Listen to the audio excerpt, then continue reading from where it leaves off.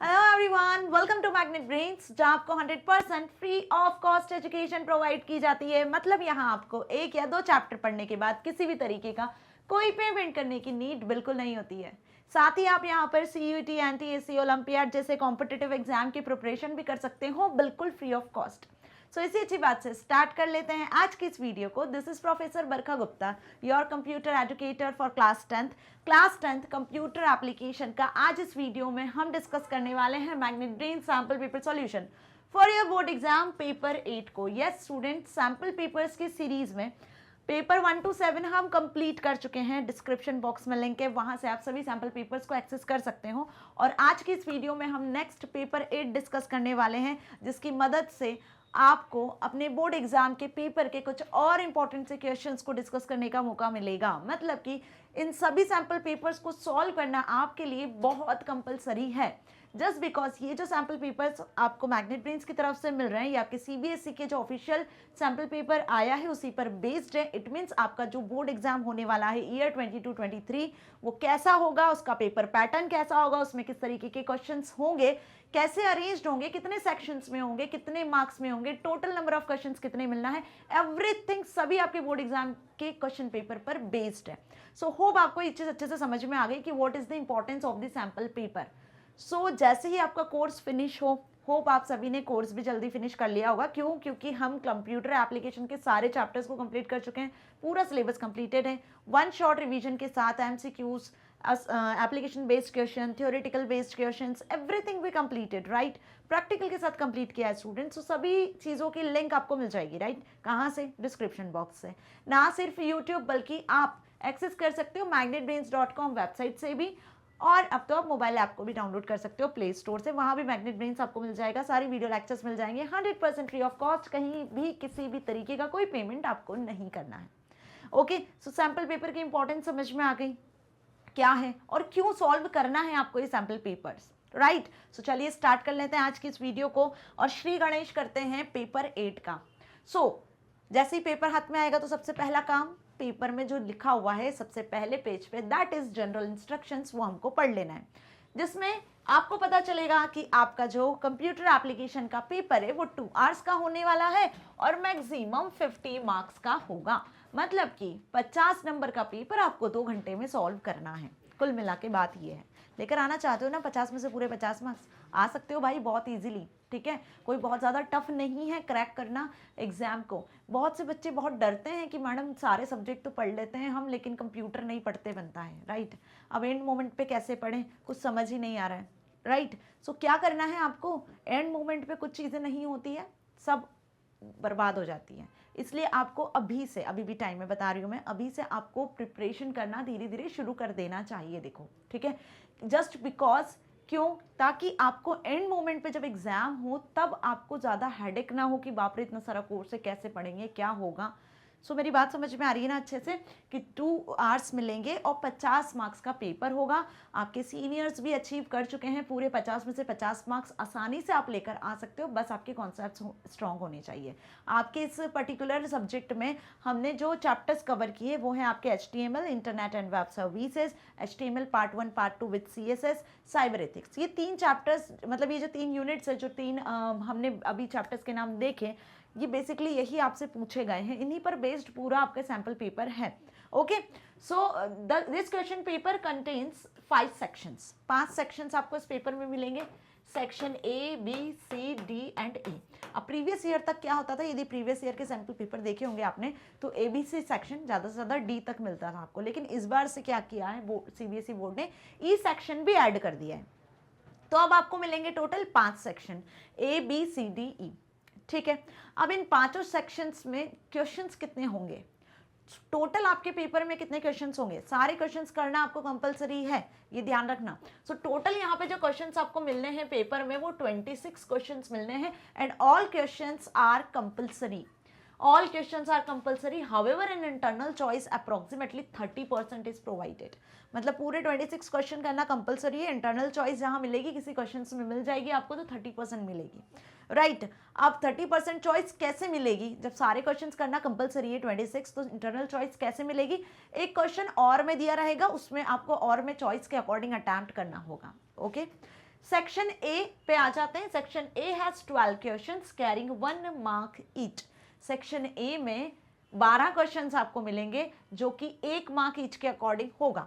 So section A में आपको 1 mark each के अकॉर्डिंग 12 क्वेश्चंस मिलना है। अब ध्यान से समझो, ये 1 मार्क ईच के अकॉर्डिंग जो क्वेश्चन होंगे वो कैसा होगा। सो सेक्शन ए आपका होगा ऑब्जेक्टिव टाइप क्वेश्चंस का, मतलब यहाँ आपको एमसीक्यूज मिलेंगे, ऑब्जेक्टिव टाइप क्वेश्चंस मिलेंगे, 4 ऑप्शंस मिलेंगे, उन 4 ऑप्शन में से कोई सा भी एक ऑप्शन करेक्ट होगा। सो क्वेश्चन ध्यान से पढ़ना और सही आंसर को टिक करके आना, ठीक है। सो ए सेक्शन में आपको 12 क्वेश्चंस मिलेंगे 1 मार्क ईच के अकॉर्डिंग, ऑब्जेक्टिव टाइप क्वेश्चंस, जिसमें से 10 प्रॉपर एमसीक्यू रहेंगे। 11th और 12th क्वेश्चन जो रहेगा वो असर्शन रीजन बेस्ड होगा। क्या होगा, कौन से चैप्टर का होगा, वो आने अभी जो हमारा सैंपल पेपर हम डिस्कस कर रहे हैं इसमें आगे देखेंगे। Okay, section B, C, D and E.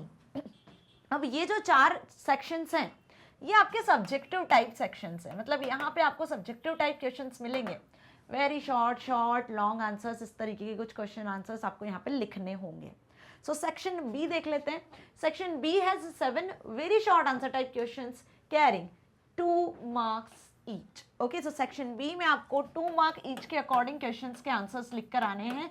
Very short answer type questions आपको यहाँ मिलने हैं। इसी तरीके से सेक्शन सी में आपको 3 मार्क ईच के अकॉर्डिंग क्वेश्चंस लिखना है, short answer type. Section D में आपको 4 मार्क ईच के अकॉर्डिंग क्वेश्चन लिखना है, लॉन्ग आंसर टाइप क्वेश्चन यहाँ पे आपको मिलेंगे। और सेक्शन ई जो होगा वो होगा 4 मार्क के अकॉर्डिंग, यहाँ पे आपको 2 क्वेश्चन मिलेंगे जो होगा आपका केस बेस्ड, ठीक है, केस स्टडीज मिलेगी आपको, पैसेज बेस्ड हो सकता है या फिर सोर्स बेस्ड हो सकता है। ओके, तो ई सेक्शन में जो क्वेश्चन आपको मिलेंगे ना, 2 क्वेश्चन ही मिलेंगे, वो दोनों क्वेश्चन आपके केस स्टडी बेस्ड होंगे। Case study 1 and case study 2 दो मिलेगी आपको केस स्टडी। अब ये 2 क्वेश्चन क्या होंगे, डी सेक्शन में आपको लॉन्ग आंसर मिलेगा, तो एक ही लॉन्ग आंसर मिलेगा, वो किस चैप्टर का होगा, कैसा होगा, वो सब हम इस सैम्पल पेपर में डिस्कस करेंगे स्टूडेंट, जिससे आपको ना आइडिया लग जाने वाला है कि अब आपको अपनी प्रिपरेशन कैसे स्मार्ट बनानी है, किस तरीके से आपको लॉन्ग आंसर और जो केस बेस्ड क्वेश्चन है वो प्रिपेयर करने हैं और कौन से चैप्टर से करने हैं, किस चैप्टर से बेसिकली पूछे गए हैं, ठीक है। सो ये देखकर आपको क्या समझ में आ रहा है कि 1 मार्क, 2 मार्क, 3 मार्क का ज़्यादा वेटेज है पेपर में, इनमें ज़्यादा मार्क्स से क्वेश्चन पूछे गए हैं। सो जितने भी चैप्टर्स आ रहे हैं आपके बोर्ड एग्जाम में, सभी से आप 1, 2, 3 मार्क के क्वेश्चन तो बहुत अच्छे से कर लेना, ठीक है, समझ में आया। Now again section C 4 short answer type questions 3 mark each जो मैंने समझाया। Section D 1 long answer type question carrying 4 mark each. Section E has 2 source based, case based, passage based questions carrying 4 mark each. Right? So इस strategy समझ में आ गई paper की क्या है कि पेपर 5 सेक्शन में होगा। 5 सेक्शन में होने के बाद पहले सेक्शन में आपको ऑब्जेक्टिव टाइप क्वेश्चन मिलेंगे, असर्शन रीजन टाइप मिलेंगे, और बाकी के जो B, C, D, E section है उसमें आपको सब्जेक्टिव टाइप क्वेश्चंस मिलेंगे, very short, short, long and case based और सोर्स बेस्ड। अब सेक्शन ए को हम डिस्कस करेंगे जिसमें 1 मार्क ईच के अकॉर्डिंग आपको 12 क्वेश्चंस मिलेंगे जो कि एमसीक्यू पैटर्न के अकॉर्डिंग अरेंज होंगे। सो पहला एमसीक्यू सेक्शन ए का है, which of this may represent a threat to a user's privacy from visiting websites? Which of this may represent a threat? यहाँ पे कुछ ऑप्शंस आपको दिए गए हैं, इनमें से बताना है कि कौन सा एक थ्रेट को रिप्रेजेंट करता है। जब आप वेबसाइट्स को विजिट करते हो तो वहाँ पर यूजर्स की प्राइवेसी से रिलेटेड कोई थ्रेट, उसको कौन रिप्रेजेंट कर रहा है यहाँ पर? Trojan horse, tags, forms, firewalls. So यहाँ पे करेक्ट आंसर होगा आपका ट्रोजन हॉर्स। ट्रोजन हॉर्स क्या है? एक टाइप का वायरस है ना।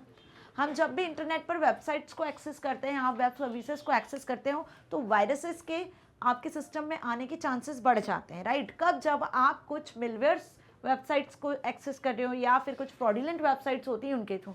तो ट्रोजन हॉर्स एक टाइप का क्या है? वायरस है जो आपके सिस्टम को अफेक्ट कर सकता है, ठीक है। अब टैग्स क्या हो गए? HTML में वेबसाइट को डिज़ाइन करने के लिए हम टैग्स का यूज़ करते हैं।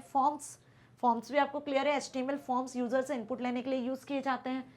फायरवॉल्स एक तरीके से सिक्योरिटी मैकेनिज्म के लिए यूज़ किया जाता है। थ्रेट पूछा है आपसे ना, तो थ्रेट क्या है? Trojan horse. इसके अलावा जितने भी मैलिशियस सॉफ्टवेयर्स होते हैं वो सभी थ्रेट्स की कैटेगरी में आते हैं। Okay, now question number 2, which protocol is used to display website securely? कौन सा प्रोटोकॉल है जो वेबसाइट्स को सिक्योरली डिस्प्ले करता है? मतलब कि आप किसी भी वेबसाइट को एक्सेस कर रहे हो सर्वर से, तो वो वेबसाइट सिक्योर वेबसाइट है ये आपको कैसे पता चलता है? कौन सा प्रोटोकॉल यहाँ पे आपको दिखता है वेबसाइट के आगे? HTTP, HTTPS, both of the above या नन ऑफ दीज, मतलब कि HTTP प्रोटोकॉल, HTTPS या दोनों या इनमें से कोई सा भी नहीं। सो जब भी हम किसी वेबसाइट को एक्सेस करते हैं, या हम बात कर लें आप मैग्नेट ब्रेन्स को एक्सेस करते हो, तो आप इस वेबसाइट का नाम लिखते हो ना www.magnetbrains.com, राइट? आप यही लिखते हो। क्या आपने देखा है इसके पहले एक प्रोटोकॉल यूज होता है? वो प्रोटोकॉल कौन सा होता है? राइट, तो इसके पहले जो प्रोटोकॉल यूज होता है वो प्रोटोकॉल होता है आपका HTTP, लेकिन उसके साथ लिखा होता है S। ये HTTPS क्या इंडिकेट करता है? ये HTTPS बताता है कि आप जिस वेबसाइट को एक्सेस कर रहे हो वो सिक्योर वेबसाइट है, ठीक है? यहाँ से कोई से भी मैलिशियस सॉफ्टवेयर या वायरस या आपके सिस्टम को डैमेज करना या फाइल आपकी डैमेज होना, ऐसे कोई से भी चांसेस नहीं है। सो HTTP के आगे जब S लगा होता है, इट मीन्स कि आप सिक्योर वेबसाइट्स को एक्सेस कर रहे हो, आप सिक्योर हो, आपका डेटा सिक्योर है, आपकी प्राइवेसी मेंटेन है। मेरी बात समझ में आ रही है? सो यहाँ पे सिक्योरिटी के लिए जिस प्रोटोकॉल का यूज़ किया जाता है, जो वेबसाइट्स को आपके सिस्टम तक विजिबल करता है, डिस्प्ले करवाता है, ठीक है, मतलब जिस प्रोटोकॉल की मदद से वेबसाइट्स वेब ब्राउजर पे शो होती हैं, वेब सर्वर की सर्विसेज को आप एक्सेस कर पाते हो, that is called hyper text transfer protocol, secure. Okay, HTTP protocol है, लेकिन HTTPS क्या है? उसका वर्जन है, सिक्योर वर्जन है। ओके, सो क्लियर हो गई मेरी बात अच्छे से? यहाँ पे क्या आ जाएगा आपका answer? B. Fine. Next, what does a set of rules define? अब इंटरनेट नेटवर्क में एक सिस्टम से दूसरे सिस्टम तक डेटा ट्रांसफर होता है, आपस में नेटवर्क में कंप्यूटर्स कम्युनिकेट करते हैं, तो यहाँ पे सेट ऑफ रूल्स को कौन डिफाइन करता है? जैसे स्कूल में सेट ऑफ रूल्स होते हैं, आप स्कूल के रूल्स को फॉलो करते हो, डिसिप्लिन में रहते हो, मैनर्स में रहते हो, घर में आते हो तो प्रॉपर मैनर्स एटिकेट्स को फॉलो करते हो, घर में जो आपके पेरेंट्स ने रूल्स बनाए हुए हैं उनको फॉलो करते हो। बिल्कुल वैसे ही नेटवर्क में जब कंप्यूटर्स आपस में कनेक्टेड होते हैं, तो जो भी काम होता है नेटवर्क में, फाइल ट्रांसफर करने का, सॉफ्टवेयर को शेयर करने का, रिसोर्सेज को शेयर करने का, हर चीज़ के पीछे ना एक सेट ऑफ रूल्स होते हैं जिनका यूज़ किया जाता है। उन सेट ऑफ रूल्स को क्या आप SMTP कहते हो, FTP कहते हो, IMAP कहते हो या प्रोटोकॉल कहते हो? सो ऑब्वियस उसे हम क्या कहते हैं? प्रोटोकॉल कहते हैं। प्रोटोकॉल मतलब वो सेट ऑफ रूल्स जो कि नेटवर्क में कंप्यूटर सिस्टम्स फॉलो करते हैं। चाहे फाइल ट्रांसफर करनी हो तो FTP प्रोटोकॉल यूज किया जाता है, ईमेल को ट्रांसफर करना है तो SMTP प्रोटोकॉल यूज किया जाता है। ऐसे डिफरेंट प्रोटोकॉल्स का यहाँ पे यूज किया जाता है। सो प्रोटोकॉल क्या हो गया? Set of rules and regulations जो कि नेटवर्क में फॉलो किए जाते हैं, सिस्टम्स के थ्रू जो भी वर्किंग हो रही है, ट्रांसफॉर्मेशन हो रहा है, कम्युनिकेशन हो रहा है, वो प्रोटोकॉल के फॉर्मेट में होता है। और जो मेन प्रोटोकॉल है जिसके बिना आप इंटरनेट को एक्सेस नहीं कर सकते, that is TCP/IP protocol. Okay, यही प्रोटोकॉल है जो डेटा को ट्रांसमिट करता है, सिस्टम्स को आपस में कम्युनिकेट करवाता है, right? Now identify among the following which is mainly used to host website. Website को होस्ट करने के लिए मेनली यहाँ पर इनमें से क्या यूज होता है आपको आइडेंटिफाई करना है। Option A mail server, B web server, C database server या डी नन। सो बात यहाँ पर हो रही है किसकी? वेबसाइट्स की। तो जब भी हम कोई वेब पेज या वेबसाइट बनाते हैं तो उसको होस्ट करते हैं कौन से सर्वर पर? उसको हम होस्ट करते हैं कहाँ पर? वेब सर्वर पर। किस सर्वर पर आप स्पेस परचेज करते हो? वेब सर्वर पर, राइट? तो what is the correct answer? Web server is the correct answer, right? Mail server, database server ये स्पेसिफाइड होते हैं किससे? जब आपको डेटाबेस स्टोर करवाना है, या फिर जो वेब सर्वर है उसको यदि डेटाबेस से कुछ इन्फॉर्मेशन एक्सेस करना है तो वो डेटाबेस सर्वर के पास रहती है। ऐसे ईमेल सर्वर पे सारे मेल्स पड़े होते हैं। ओके, ऐसे यूट्यूब का भी सर्वर होता है जहाँ सारी वीडियोस वगैरह स्टोर होती है। आप जिस भी वीडियो को एक्सेस करना चाहते हो तो यूट्यूब सर्वर से आपको सारी वीडियोस मिलती है, राइट? सो मेरी बात समझ में आ गई? सो वेबसाइट्स जो होस्ट होती है वो कहाँ पे होस्ट होती है? वेब सर्वर पर, ठीक है? वेब सर्वर पर प्रॉपर होस्टिंग प्रोसेस को फॉलो किया जाता है। आप स्पेस परचेज करते हो, डोमेन परचेज करते हो, डोमेन सेट करते हो, वेबसाइट का नाम रखते हो, प्रॉपर फिर उसको पब्लिक करते हो, राइट? जिसे को हम होस्टिंग कहते हैं। Fifth question, identify the full form of IP। अभी प्रीवियस टू प्रीवियस क्वेश्चन में हमने देखा TCP/IP प्रोटोकॉल है ना, जिसकी मदद से आपस में नेटवर्क में कंप्यूटर्स कम्युनिकेट कर पाते हैं, कनेक्ट हो पाते हैं, है ना, इंटरनेट की मदद से, मतलब वेब सर्विसेज को एक्सेस कर पाते हैं यूजर्स, राइट? सो यहाँ पर IP क्या है, इसका क्या फुल फॉर्म है? Instant protocol, internet protocol, internet projection, instant projection. So जैसे मैंने बताया कि TCP/IP एक प्रोटोकॉल है, तो इससे तो हमें ये समझ में आ रहा है कि ये तो दोनों रॉन्ग हो गए। अब इंस्टेंट प्रोटोकॉल है इसका फुल फॉर्म या इंटरनेट प्रोटोकॉल है? तो इंटरनेट में नेटवर्क में कंप्यूटर्स को आपस में कनेक्ट करना है ना, तो उसके लिए जो प्रोटोकॉल यूज होता है internet protocol, that is IP. Okay, so TCP IP पूरा प्रोटोकॉल है, transmission control protocol, communication protocol, internet protocol. याद रखना आईपी का क्या फुल फॉर्म होता है? इंटरनेट प्रोटोकॉल, कंफ्यूज मत होना। Okay, sixth question, identify the first network which was based on TCP/IP protocol। Okay, so TCP/IP पर बेस्ड पहला नेटवर्क कौन सा है? ARPANET, hub, modem, router. So यहाँ पे देखो हब, मॉडेम, राउटर, ये क्या है? ये सभी के नाम सुने सुने लग रहे होंगे ना, ये सभी आपके नेटवर्किंग डिवाइस हैं। क्या है ये सभी? नेटवर्किंग डिवाइस है। नेटवर्किंग डिवाइस नेटवर्क को क्रिएट करने के लिए, नेटवर्क में कंप्यूटर्स को आपस में कनेक्ट करने के लिए हम हब, मॉडेम, राउटर का यूज करते हैं, ठीक है, ताकि सिस्टम्स में आप इंटरनेट को एक्सेस कर सको। सो यहाँ पे ARPANET क्या है? ARPANET एक टाइप का नेटवर्क है जो पहला नेटवर्क फॉर्म किया गया था 90s में, दो यूनिवर्सिटीज के कंप्यूटर्स को आपस में कम्युनिकेट करने के लिए, that is ARPANET। Okay, advance research project agency network इसका फुल फॉर्म है, याद रखना, फुल फॉर्म भी पूछा जाता है, पहला नेटवर्क कौन सा है ये भी पूछा जाता है। क्लियर? सो इंटरनेट की जो शुरुआत है, हम बोलते हैं ना इंटरनेट की शुरुआत इसी से हुई है, नेटवर्क की शुरुआत इसी पर्टिकुलर ये पहले नेटवर्क से ही हुई है। Now question number 7, who is the father of HTML? अब HTML के फादर कौन है, मतलब कि HTML किसने डेवलप किया है? सो ऑप्शन है Rasmus Lerdorf, Tim Berners Lee, Brendan Eich, Sergey Brin.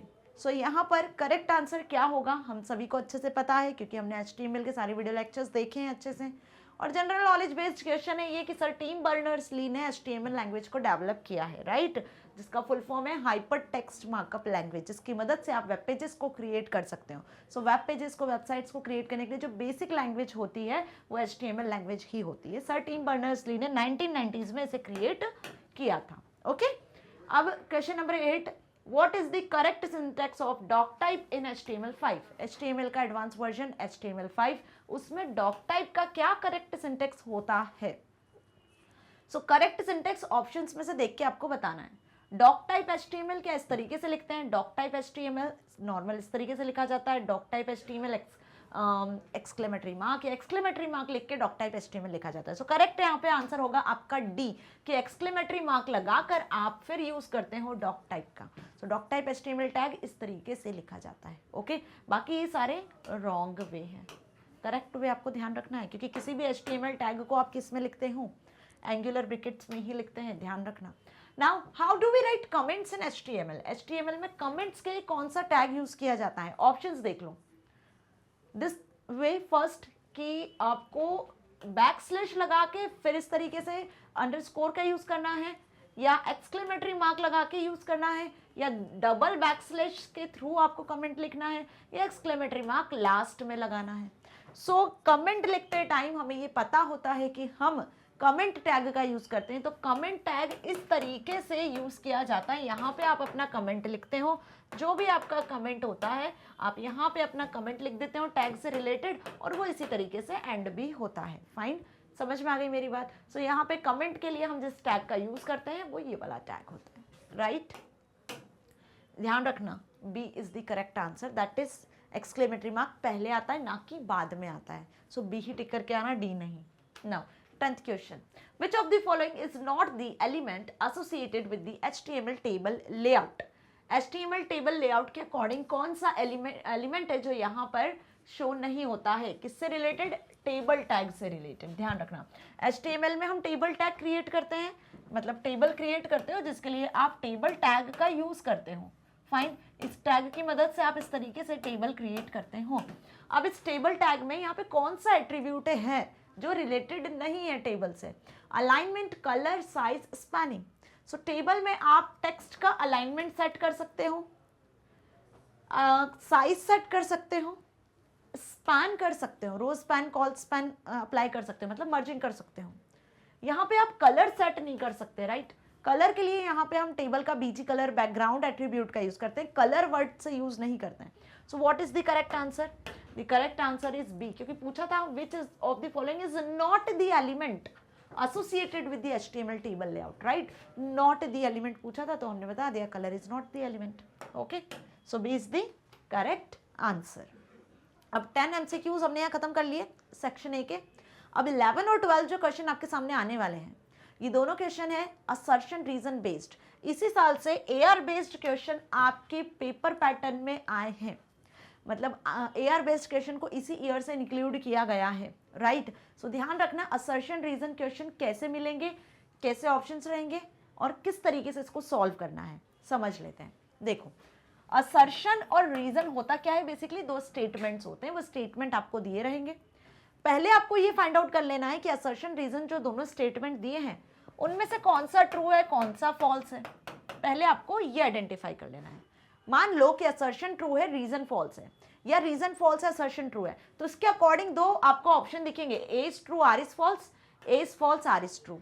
तो जब आपने ये एनालाइज कर लिया कि दोनों में से ये ट्रू है ये फॉल्स है, या ये फॉल्स है ये ट्रू है, ये आपने एनालाइज करा पहले, तो उसके अकॉर्डिंग आप CD टिक करके आ सकते हो, है ना. लेकिन जब दोनों ट्रू दिए हैं, दोनों स्टेटमेंट असर्शन भी ट्रू दिया है और रीजन भी ट्रू दिया है, तब क्या करोगे? तब आपको क्या देखना होगा? जब आपने ये एनालाइज किया कि हाँ भाई असर्शन रीजन दोनों ट्रू दिए हुए हैं, तब ये देखना कि रीजन जो है वो असर्शन का करेक्ट एक्सप्लेनेशन है या रीजन असर्शन का करेक्ट एक्सप्लेनेशन नहीं है. यदि रीजन असर्शन का ही रीजन है, करेक्ट एक्सप्लेनेशन है, दोनों ट्रू है इन दैट केस, तो ए वाला ऑप्शन आपका ट्रू हो जाएगा कि assertion reason both are true and R is the correct explanation of A. और यदि दोनों ट्रू लिखे हुए हैं, दोनों स्टेटमेंट सही लिखे हैं, लेकिन रीजन जो है वो असर्शन का सही एक्सप्लेनेशन नहीं है, सो बी ट्रू हो जाएगा कि A and R are true and R is not the correct explanation of A. So कुल मिला के बात समझ में आ गई कि असर्शन रीजन वाले क्वेश्चन में आपको दो चीजें ऑब्जर्व करनी होगी असर्शन रीजन को पढ़कर कि असर्शन और रीजन ट्रू दिया हुआ है या फॉल्स दिया हुआ है. पहली चीज ये. दूसरी चीज, अगर दोनों ट्रू दिए हुए हैं, इन दैट केस आपको ये चेक करना है कि रीजन जो है वो असर्शन का करेक्ट एक्सप्लेनेशन है या नहीं है. सो अब इस क्वेश्चन को हम इसी तरीके से सॉल्व करते हैं. असर्शन दिया हुआ है HTML is hypertext markup language. Yes, ये HTML का फुल फॉर्म ही दिया हुआ है कि HTML एक हाइपरटेक्स्ट मार्कअप लैंग्वेज होती है. सो ये ट्रू है, फाइन, सभी को पता है अच्छे से. अब रीजन देखो, अब जो रीजन है वो इसी से रिलेटेड होना चाहिए, तभी तो करेक्ट होगा और सही भी होना चाहिए. So HTML is used to create software and documents. HTML का यूज किया जाता है सॉफ्टवेयर और डॉक्यूमेंट्स को क्रिएट करने के लिए. भाई डॉक्यूमेंट्स तो हम क्रिएट करते हैं, लेकिन क्या आप सॉफ्टवेयर्स भी क्रिएट करते हो? टेक्स्ट डॉक्यूमेंट्स आप क्रिएट करते हो नोटपैड में आप वेब डॉक्यूमेंट्स क्रिएट कर सकते हो ना HTML लैंग्वेज का यूज करके, बट सॉफ्टवेयर्स तो हम क्रिएट नहीं करते हैं. सॉफ्टवेयर्स डिजाइन करने के लिए तो हमारे पास प्रोग्रामिंग लैंग्वेजेस होती हैं. सो HTML का यूज किया जाता है सॉफ्टवेयर और डॉक्यूमेंट्स को क्रिएट करने के लिए नहीं. सो ये हो गया फॉल्स. सो हमने क्या ऑब्जर्व किया कि असर्शन ट्रू है, रीजन फॉल्स है, और इसी के अकॉर्डिंग आपका जो करेक्ट आंसर होगा इन चारों में से वो होगा C. A is true but R is false. अब यदि यहाँ पर ये नहीं लिखा होता सॉफ्टवेयर एंड डॉक्यूमेंट और यहाँ पे ये लिखा होता कि HTML is used to create web pages. HTML का यूज किया जाता है वेब पेजेस को क्रिएट करने के लिए, जिसके लिए आप यहाँ पे टैग्स को स्पेसिफाई करते हो, ऐसा लिखा होता तो असर्शन भी ट्रू होता, रीजन भी ट्रू होता, और रीजन जो है वो असर्शन का करेक्ट एक्सप्लेनेशन भी होता, तब आपका ए आंसर करेक्ट हो जाता. सो बात समझ में आ गई? ओके, नेक्स्ट देखो 12th क्वेश्चन. असर्शन दिया हुआ है CSS displays web pages very different in the different browsers. अब ये CSS चैप्टर से लिया हुआ है. 11th क्वेश्चन HTML से लिया हुआ था. ध्यान रखना कि असर्शन और रीजन वाले जो क्वेश्चन है वो आपको कहाँ से प्रिपेयर करने, कौन से चैप्टर से बेसिकली आ रहे हैं. So HTML part 1 part 2 CSS. Then second बात करें हम यहाँ पे इंटरनेट, जो आपके फर्स्ट सेकेंड चैप्टर है. इन्हीं चैप्टर से आपको क्या करना है, असर्शन रीजन वाले क्वेश्चंस को प्रिपेयर करना है. साइबर एथिक्स से असर्शन रीजन का क्वेश्चन नहीं आएगा. ओके, प्रीवियस सैंपल पेपर्स को देखो या CBSE का जो सैंपल पेपर आया है उसे देखो. Again I am telling, link in description box. ध्यान से देखना, आपको पता चलेगा कि असर्शन रीजन जो इस साल से ऐड किया गया है उसमें क्वेश्चंस कहाँ से पूछे जा रहे हैं. ओके, सो जहाँ से पूछे जा रहे हैं वही हमने सैंपल पेपर्स में डिस्कस भी किए हैं. सो CSS जिसका फुल फॉर्म होता है कैस्केडिंग स्टाइल शीट. अब नाम से समझ में आ रहा है कैस्केडिंग स्टाइल शीट. HTML में आपको ज़्यादा मेहनत करनी पड़ती है, किसी भी टेक्स्ट को फॉर्मेट करना है तो आपको उसके लिए अलग अलग टैग्स का यूज़ करना पड़ता है, बार बार यूज़ करना पड़ता है टैग्स का। सो रिपीटेडली आप टैग्स का यूज़ करते हो और मोर टाइम आप यूज़ करते हो। सो इसी प्रॉब्लम को ओवरकम किया है CSS ने। CSS में आप क्या करते हो, HTML डॉक्यूमेंट को एक इंटरैक्टिव वे में रिप्रेजेंट कर सकते हो, इंटरैक्टिव वे में क्रिएट कर सकते हो, ठीक है, जिसमें आप एक बार स्टाइल शीट क्रिएट करते हो और उसको कैस्केड कर देते हो HTML पेज के साथ। तो होता क्या है यहाँ पर कि आपने एक बार फॉर्मेटिंग डिफाइन कर दी, selectors, properties, values, style sheet को बना दिया, बस अब आप उसको लिंक कर दो अलग अलग वेब पेजेस के साथ, तो आपको बार बार टैग्स लिखना नहीं पड़ेगा, राइट। और साथ में आपको वेब पेज भी डेकोरेटिव और इंटरैक्टिव सा बनेगा। सो इसी के लिए हम CSS का यूज करते हैं। तो यहाँ पे क्वेश्चन में CSS डिस्प्ले करता है वेब पेजेस को very different in different browser, अलग अलग ब्राउजर पे अलग अलग तरीके से CSS के कोड जो होते हैं, वेब पेजेस जो होते हैं वो डिस्प्ले होते हैं। यस, ट्रू होते हैं, है ना, डिफरेंट डिफरेंट ब्राउजर पे डिफरेंट वे में CSS के कोड डिस्प्ले होते हैं आपको, राइट। ये हमने CSS का एक लिमिटेशन देखा था। रीजन देखो, CSS is very limited in browser compatibility, क्योंकि ऐसा होता है इसीलिए CSS वेरी लिमिटेड है ब्राउजर कंपैटिबिलिटी के अकॉर्डिंग। यस, ये भी ट्रू है, दोनों ट्रू है। और यहाँ पे आपको ये भी समझ में आ रहा है कि जो रीजन दिया हुआ है वो क्या है, CSS का करेक्ट एक्सप्लेनेशन है, असर्शन का करेक्ट एक्सप्लेनेशन है। सो यहाँ पे जो आपका करेक्ट आंसर होगा वो होगा A, that is both A and R are true and R is the correct explanation of A, कि यहाँ पे हम CSS के एक लिमिटेशन की बात कर रहे हैं और यहाँ पे जो रीजन है वो उसी से रिलेटेड है। फाइन, कि लिमिटेशन क्या है, ब्राउजर कंपैटिबिलिटी का है, उसी को यहाँ पे ब्राउजर कंपैटिबिलिटी को ही एक्सप्लेन किया हुआ है। फाइन, सो मेरी बात समझ में आ गई कैसा क्वेश्चन हो सकता है असर्शन रीजन का। सो इसीलिए सारे टॉपिक्स को अच्छे से पढ़ना, सब मैंने बहुत अच्छे से समझाया, एक एक टैग में एक एक सेपरेट वीडियो बनाया है प्रैक्टिकल के साथ, हर एक टॉपिक के बाद आपको प्रैक्टिकल भी मिलेगा उसका। तो इससे जितना ज़्यादा आप प्रैक्टिकली समझोगे ना HTML को, उतना ज़्यादा अच्छे से आप टैग्स को स्पेसिफाई कर पाओगे। करना क्या है, टैग याद करना, टैग के साथ के जितना एट्रीब्यूट है उनको याद कर लेना, याद करना भी ज़रूरी नहीं होगा आपको, यदि आपको वो समझ में आ गए तो मैंने बहुत अच्छे से एक्सप्लेन किया है। Okay, now section A finish. Section A में हमने टोटल 12 क्वेश्चंस देख लिए, उन 12 क्वेश्चंस में हमने 2 क्वेश्चन असर्शन रीजन के देखे, बाकी MCQ देखे। फाइन, अब डिस्कस करते हैं हम section B, that is very short answer type questions. यहाँ से आपका सब्जेक्टिव क्वेश्चन आंसर्स स्टार्ट हो जाएंगे। वेरी शॉर्ट क्वेश्चन आंसर्स आपको मिलेंगे 2 मार्क के अकॉर्डिंग। यहाँ पर आपको टोटल क्वेश्चंस मिलेंगे 7, 13 से लेके 19 क्वेश्चंस आपको यहाँ पे मिलेंगे, 7 क्वेश्चंस जो कि 2 मार्क इसके अकॉर्डिंग होंगे, और यहीं से आपको इंटरनल चॉइस भी मिलना अब शुरू हो जाएगी। ओके, चलो 13th क्वेश्चन देख लो। What are e books, are free e books safe? E books होती क्या है, और ये जो फ्री ई बुक्स होती है क्या वो सेफ होती हैं? ई बुक्स की बात कर रहे हैं हम यहाँ पर। एक तो वो बुक्स होती है जो आपके बैग में होती है, कंप्यूटर एप्लीकेशन की बुक भी होगी आपके पास में, हिंदी, इंग्लिश, मैथ, साइंस सभी की बुक होंगी, राइट। लेकिन व्हाट अबाउट यदि ये सारी बुक आपको computer, laptop, PC, mobile phone, internet technology की मदद से अपने सिस्टम पे मिल जाए तो क्या होगा?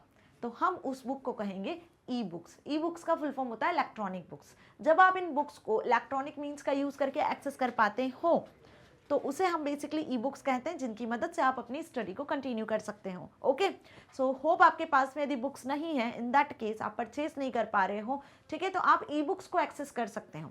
अब यहाँ पे कुछ बुक्स आपको फ्री ऑफ कॉस्ट में मिलती है, कुछ बुक्स आपको परचेज भी करनी होती है। तो क्वेश्चन ने पूछा आपसे, are free e books safe? ये जो फ्री ई बुक्स आपको मिलती है क्या वो सेफ हैं? सो क्वेश्चन का आंसर आपको बहुत सोच समझ के लिखना है यहाँ पर। अब ई बुक्स तो जैसे कि मैंने बता दिया है, अब ई बुक सेफ है या नहीं है तो इसके लिए मैं बता देती हूँ आपको कि कुछ ऐसी वेबसाइट्स होती हैं, आप जब भी e books, free e books को एक्सेस करो तो ये देखो कि जिन वेबसाइट्स के थ्रू आप इन ई बुक्स को एक्सेस कर रहे हो, जिन सॉफ्टवेयर्स के थ्रू आप इन ई बुक्स को एक्सेस कर रहे हो, वो सिक्योर है कि नहीं। क्या बताया, उनके पहले देख लेना HTTPS है कि नहीं, है ना। जब वो ट्रस्टवर्दी वेबसाइट्स हैं और यदि वो आपको फ्री में ई बुक्स एक्सेस करवानी तो डेफिनेटली वो सेफ हैं, right.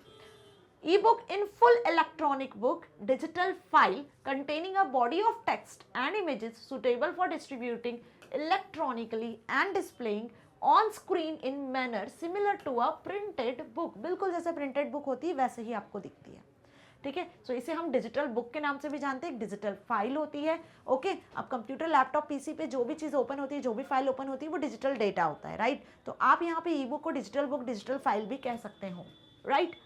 Unless it's from a trusted retailer, some ebooks may contain malicious software। that can install malware, spyware and viruses in your computer. So do not distribute ebooks unless the company or author allows it. Distributing copyrighted material is piracy, a punishable offense. तो यहाँ पे ऐसा बताया हुआ है कि ज़रूरी नहीं है कि हर ई बुक सेफ हो. अब इंटरनेट पर बहुत सारे मेलिशियस सॉफ्टवेयर्स भी होते हैं, मिलवेयर्स होते हैं, राइट, वायरसेस भी होते हैं. तो हो सकता है कि आप कभी गलती से किसी मेलिशियस सॉफ्टवेयर को एक्सेस कर लो ई बुक समझ के, राइट. सो यहाँ पर ये कंडीशन सेफ नहीं होगी. सो इसके लिए जो मैंने बताया आपको क्या कि HTTPS प्रोटोकॉल ज़रूर देखा करो किसी भी सॉफ्टवेयर को, वेबसाइट को जब एक्सेस करते हो. मतलब इसके आगे जो एक पैडलॉक का साइन होता है वो लॉक होता है. ये लॉक है मतलब कि आप एक सिक्योर वेबसाइट को एक्सेस कर रहे हो. सिक्योरली आप किसी भी वेबसाइट को एक्सेस कर रहे हो, वहाँ से डेटा को आप सिक्योरली डाउनलोड कर पाओगे, राइट. सो मेरी बात समझ में आ गई. क्या आंसर आपको यहाँ पे लिख कर आना है इस क्वेश्चन में. 2 मार्क के अकॉर्डिंग आपको 1 मार्क के अकॉर्डिंग ये पूछा गया है, राइट. सो किसी भी चीज़ को इंस्टॉल करने से पहले इंटरनेट से आपको उसका सिक्योर वर्जन देख लेना है कि आप सिक्योर हो कि नहीं हो, है ना. ऑफिशियल वेबसाइट का ही यूज किया करो basically. Now 14th question, what are the advantages of using e payment. E payment के क्या एडवांटेजेस होते हैं, व्हाट आर द एडवांटेजेस. अब ई पेमेंट समझ लो, एक तो पेमेंट जो नॉर्मल आप कैश के थ्रू करते हो, राइट. लेकिन ई पेमेंट इलेक्ट्रॉनिक पेमेंट होता है जिसमें हम यूज़ करते हैं नेट बैंकिंग का, पेटीएम का, यूपीआई का, फ़ोन पे का, गूगल पे का, डिफरेंट टाइप के आप सॉफ्टवेयर्स का यहाँ पे यूज़ कर लेते हो ई पेमेंट करने के लिए. तो इसके क्या एडवांटेजेस हुए. Benefits of using electronic payment. पहला, इंस्टेंट पेमेंट आप कर सकते हो. सपोज आपकी जेब में कैश नहीं है और आपको कुछ परचेज करना है या आपको कहीं पेमेंट करना है, सो आप इंस्टेंट कैश पेमेंट कर सकते हो. इन दैट केस आपके पास में सॉफ्टवेयर है, आपके बैंक अकाउंट में पैसे हैं, आपने ऐप को इंस्टॉल किया हुआ है, आप नेट बैंकिंग का यूज़ कर सकते हो. So instant payment you can made. Electronic payments are much faster than the traditional methods of payment such as cash और चेक. इनसे ज़्यादा फास्टर होती है, राइट. High payment security. अब यहाँ पे पेमेंट सिक्योरिटी भी होती है. Better customer convenience. कस्टमर की कन्वीनियंट के अकॉर्डिंग हम कभी भी कोई भी पेमेंट कर सकते हैं. Saves processing cost. सबसे मेन इंपॉर्टेंट चीज़ कि यहाँ पे प्रोसेसिंग कॉस्ट भी आपकी बचती है.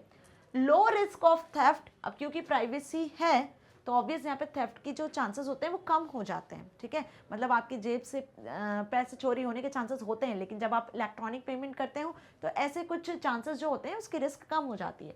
ट्रांसपेरेंसी रहती है, कॉन्टैक्ट लेस रहता है. ओके, सो होप आपको ये सारे एडवांटेजेस समझ में आ गए. अब यहाँ पे बहुत सारे एडवांटेजेस मैंने लिखे हैं. 2 मार्क्स के अकॉर्डिंग आपको जितने एडवांटेजेस लिख कर आने हैं वो ज़्यादा से ज़्यादा आप 4 लिख कर आओ या कम से कम आप 2 लिख कर आओ. एक मत लिख कर आना और बहुत सारे भी मत लिख कर आना. ओके, समझ में आई मेरी बात. तो ज़्यादा से ज़्यादा आप 4 लिखो. हाफ ऑफ मार्क्स के अकॉर्डिंग भी यदि काउंट होगा तो आपको पूरे मार्क्स मिलेंगे. एक नंबर के अकॉर्डिंग भी होगा तो आपको पूरे मार्क्स मिलेंगे, right. Now next 14th question आपको मिलेगा अब और में क्या दिया हुआ है. What is the purpose of online transaction. Online transaction का क्या पर्पज होता है, मतलब ऑनलाइन ट्रांजेक्शन क्या होता है. सभी करते हैं जनरली ऑनलाइन ट्रांजेक्शन, ई पेमेंट करते हो आप, ठीक है. तो ट्रांजेक्शन का मतलब बेसिकली होता है लेन देन, है ना. कि जब आप पेमेंट करते हो और पेमेंट के बदले आप कुछ सामान परचेज करते हो, गुड्स को सेल करते हो, राइट. तो ये ट्रांजेक्शन्स होता है, बाइंग एंड सेलिंग गुड्स. तो यहाँ पर यदि यही चीज़ ऑनलाइन होती है, इंटरनेट टेक्नोलॉजी की मदद से डिवाइसेस का यूज़ करते हो आप, तो उसका क्या पर्पज़ हुआ. This allow people to save many items such as paper used to make notes, time spent on transactions and counting. ये सारी चीज़ें आपकी यहाँ पर बच रही है, ठीक. Online transactions are very simple and can be performed from wherever using devices that are readily accessible to everybody such as smartphones, laptops and so on. So यहाँ पे आप इसको लिख कर आ जाना 2 पॉइंट्स में, so that 2 मार्क का question 2 points में आप लिख कर आओगे. सो यहाँ पर आप पॉइंट्स में जब आंसर लिख कर आओगे तो बहुत ज़्यादा अच्छा वे होगा रिप्रेजेंट करने का. सो ऑनलाइन ट्रांजेक्शन्स अच्छे से क्लियर हो गया. ऑनलाइन ट्रांजेक्शन्स की मदद से आप आइटम्स को, पेपर को, नोट्स को और इवन आपके टाइम को जो काउंटिंग में वेस्ट होता है वो सब कहीं ना कहीं बच जाता है. ये ट्रांजेक्शन सिंपल होते हैं, इसके लिए आपको ऑनलाइन ट्रांजेक्शन के लिए कोई प्रोग्रामिंग लैंग्वेज या बहुत ज़्यादा हाई स्किल की नीड नहीं होती है. नॉर्मल सॉफ्टवेयर्स होते हैं जिनकी मदद से आप सिंपल वे में ट्रांजेक्शन कर सकते हो. इसके लिए बस आपके पास में स्मार्ट डिवाइस होना ज़रूरी होता है, चाहे मोबाइल फ़ोन, लैपटॉप, पीसी, जो भी डिवाइस का आप यूज़ करते हो, ठीक है. Now next what is an anchor tag in HTML? अब एंकर टैग का क्या मतलब होता है HTML में? देखो, HTML से जो इंपॉर्टेंट टैग्स हैं, जिनके क्वेश्चंस हर साल एग्जाम में पूछे जाते हैं, वो टैग्स कुछ इस तरीके से हैं जो मैं लिख रही हूँ यहाँ पे, ठीक है। HTML पार्ट 1, फिर हम एंकर टैग को डिस्कस करते हैं, और HTML part 2, this is the important thing, okay. लिखते चलना साथ में, या पता हो तो रिकॉल करते चलना कि ये इंपॉर्टेंट है। हर सैंपल पेपर में मैंने आपको ये चीज बताई है। जो स्टूडेंट्स आज पहली बार देख रहे हैं, सुन लो। HTML पार्ट 1 में जो आपका मोस्ट इंपॉर्टेंट टैग, सबसे body tag, right, head tag जिसमें टाइटल टैग को आप स्पेसिफाई करते हो, मतलब जो स्ट्रक्चर जिससे आप डिफाइन करते हो टैग को। इसके बाद आ जाओ बोल्ड, इटैलिक, अंडरलाइन, ठीक है, paragraph tag, heading tag most important, H1 to H6 heading tag का आप यूज करते हो, राइट, समझ में आ रहा है। पैराग्राफ टैग हो गया, BR टैग, HR टैग, ठीक है, ये इंपॉर्टेंट टैग्स हैं। फॉन्ट टैग कैसे भूल गए हम, right, these are important tags. ये सारे टैग्स अच्छे से कर लेना, इनके एट्रीब्यूट्स अच्छे से समझ लेना, क्लियर। HTML पार्ट 2 पे आ जाओ, जहां पे हमने कुछ एडवांस टॉपिक्स को देखा कि वेब पेज में आप इमेज कैसे इंसर्ट करते हो। तो IMG टैग जो SRC एट्रीब्यूट के बिना यूज नहीं होता, इसका important attribute SRC। Table tag जिसकी मदद से आप टेबल क्रिएट करते हो, टेबल में TD, TH, TR टैग का मोस्ट इंपॉर्टेंस है, ठीक है। नेक्स्ट आ जाओ OL UL टैग, जिनकी मदद से आप ऑर्डर्ड अनऑर्डर्ड लिस्ट बनाते हो। सो इसमें लिस्ट के आइटम को क्रिएट करने के लिए LI टैग का यूज करते हैं। आफ्टर दैट यहाँ पर यूज होता है आपका लिंकिंग के लिए एंकर टैग। सो ये इसके बाद सुपरस्क्रिप्ट, सबस्क्रिप्ट टैग भी आ जाते हैं, ठीक है, ये भी ध्यान रख लेना, फाइन। सो ये जो सारे टैग्स मैंने बता दिए, जो अभी लिखे हुए हैं, this all are the most most most most most important tags. इन पर बेस्ड एग्जाम में क्वेश्चन 110% आते हैं। प्रीवियस ईयर के कोई से भी सैम्पल पेपर्स उठा लो, या अपना CBSE का ही सैम्पल पेपर उठा लो, आपको इन पर बेस्ड क्वेश्चंस मिलेंगे। तो ये टैग्स अच्छे से कर लेना dear students. As discussed, anchor tag के बारे में आपसे पूछा है कि HTML में एंकर टैग क्या होता है। तो एंकर टैग लिंकिंग के लिए यूज किया जाता है। यदि आप अपने वेब पेज को किसी और वेब पेज के साथ लिंक करना चाहते हो, आप चाहते हो कि आप किसी टेक्स्ट पर या इमेज पर क्लिक करो और अनदर कोई वेब पेज ओपन हो जाए, या आप किसी पर्टिकुलर टेक्स्ट पे क्लिक करो तो आप वेब पेज के ही किसी पोर्शन पर पहुंच जाओ, किसी सेक्शन पे पहुंच जाओ एक ही वेब पेज के, या फिर आप चाहते हो कि आप कॉन्टैक्ट अस या किसी पर्टिकुलर टेक्स्ट पे क्लिक करो तो आपके सामने ईमेल अकाउंट ओपन हो जाए। सो इसके लिए हम एंकर टैग का यूज करते हैं। ये हमने तीनों चीजें डिटेल में समझी है। एंकर टैग की मदद से आप लिंकिंग क्रिएट करते हो, इंटरनल लिंकिंग, एक्सटर्नल लिंकिंग दोनों पॉसिबल है, ठीक है। So anchor tag is used to link to sections, web pages और websites, templates in HTML। Sections को लिंक करना, वेब पेजेस को लिंक करना है, वेबसाइट्स को लिंक करना है, तो यहाँ पे आप कर सकते हो। इसका फॉर्मेट क्या होता है, कैसे इसको यूज किया जाता है, इसका सिंटेक्स, A टैग लिखते हैं।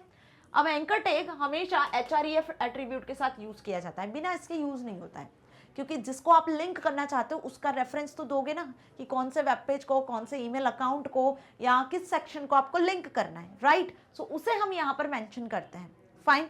सो AHREF हैश लगा के आप यहाँ पे हैश के अकॉर्डिंग आप यहाँ पे रेफरेंस दे सकते हो, चाहे आप किसी फाइल का रेफरेंस दे सकते हो। टारगेट आपको स्पेसिफाई करना है, कोई लिंक है तो आप यहाँ लिंक भी स्पेसिफाई कर सकते हो, और एंकर टैग को आपको क्लोज कर देना है।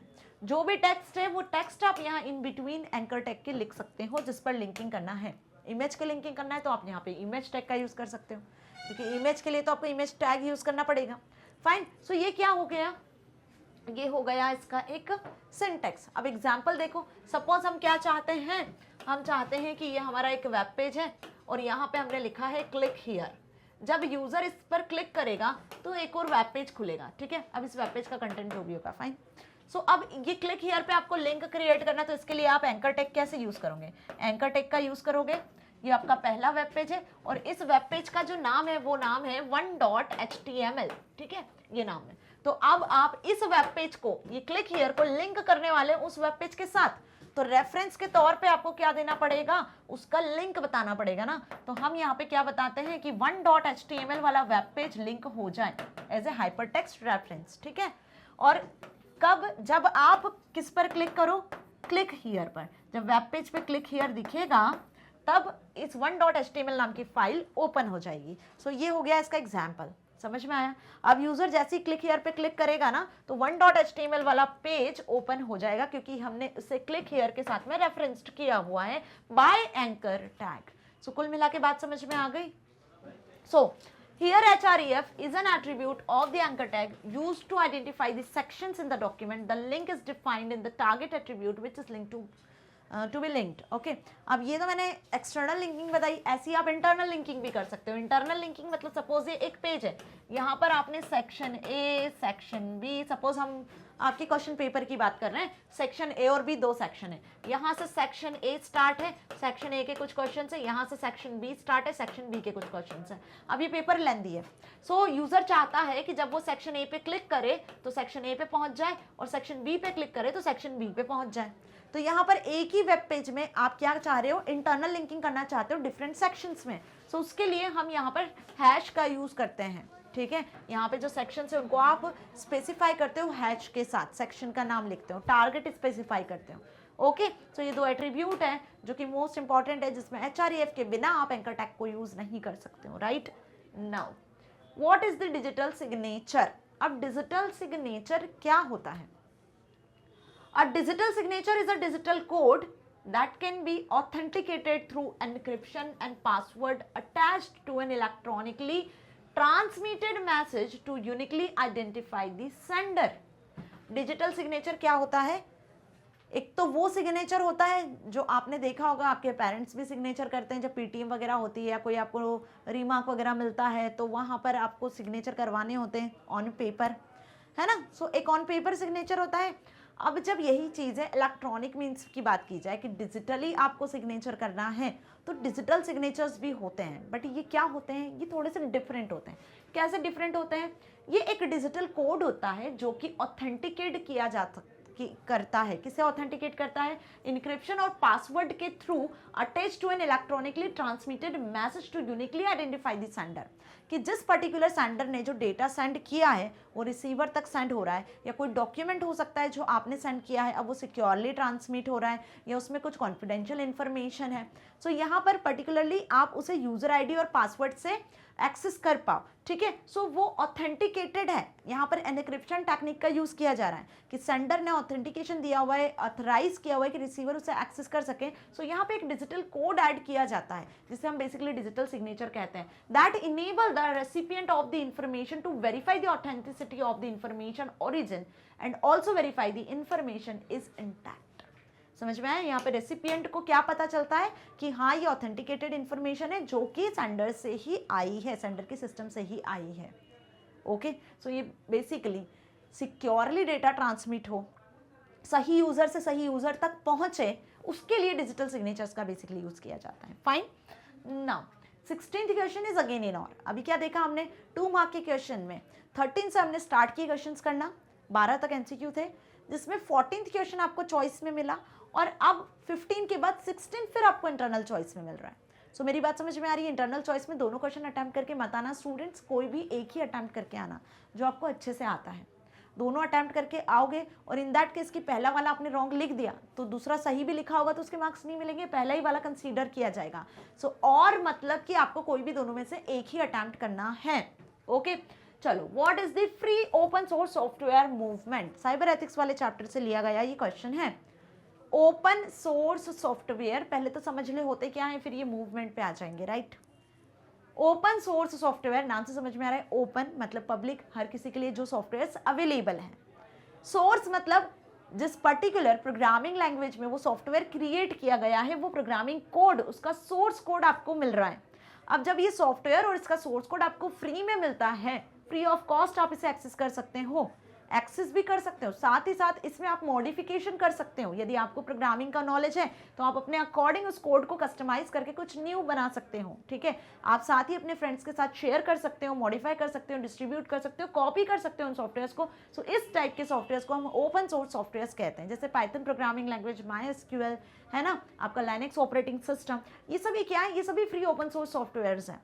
राइट, तो ये free open source software movement क्या हुआ अब आपको क्लियर हो जाएगा.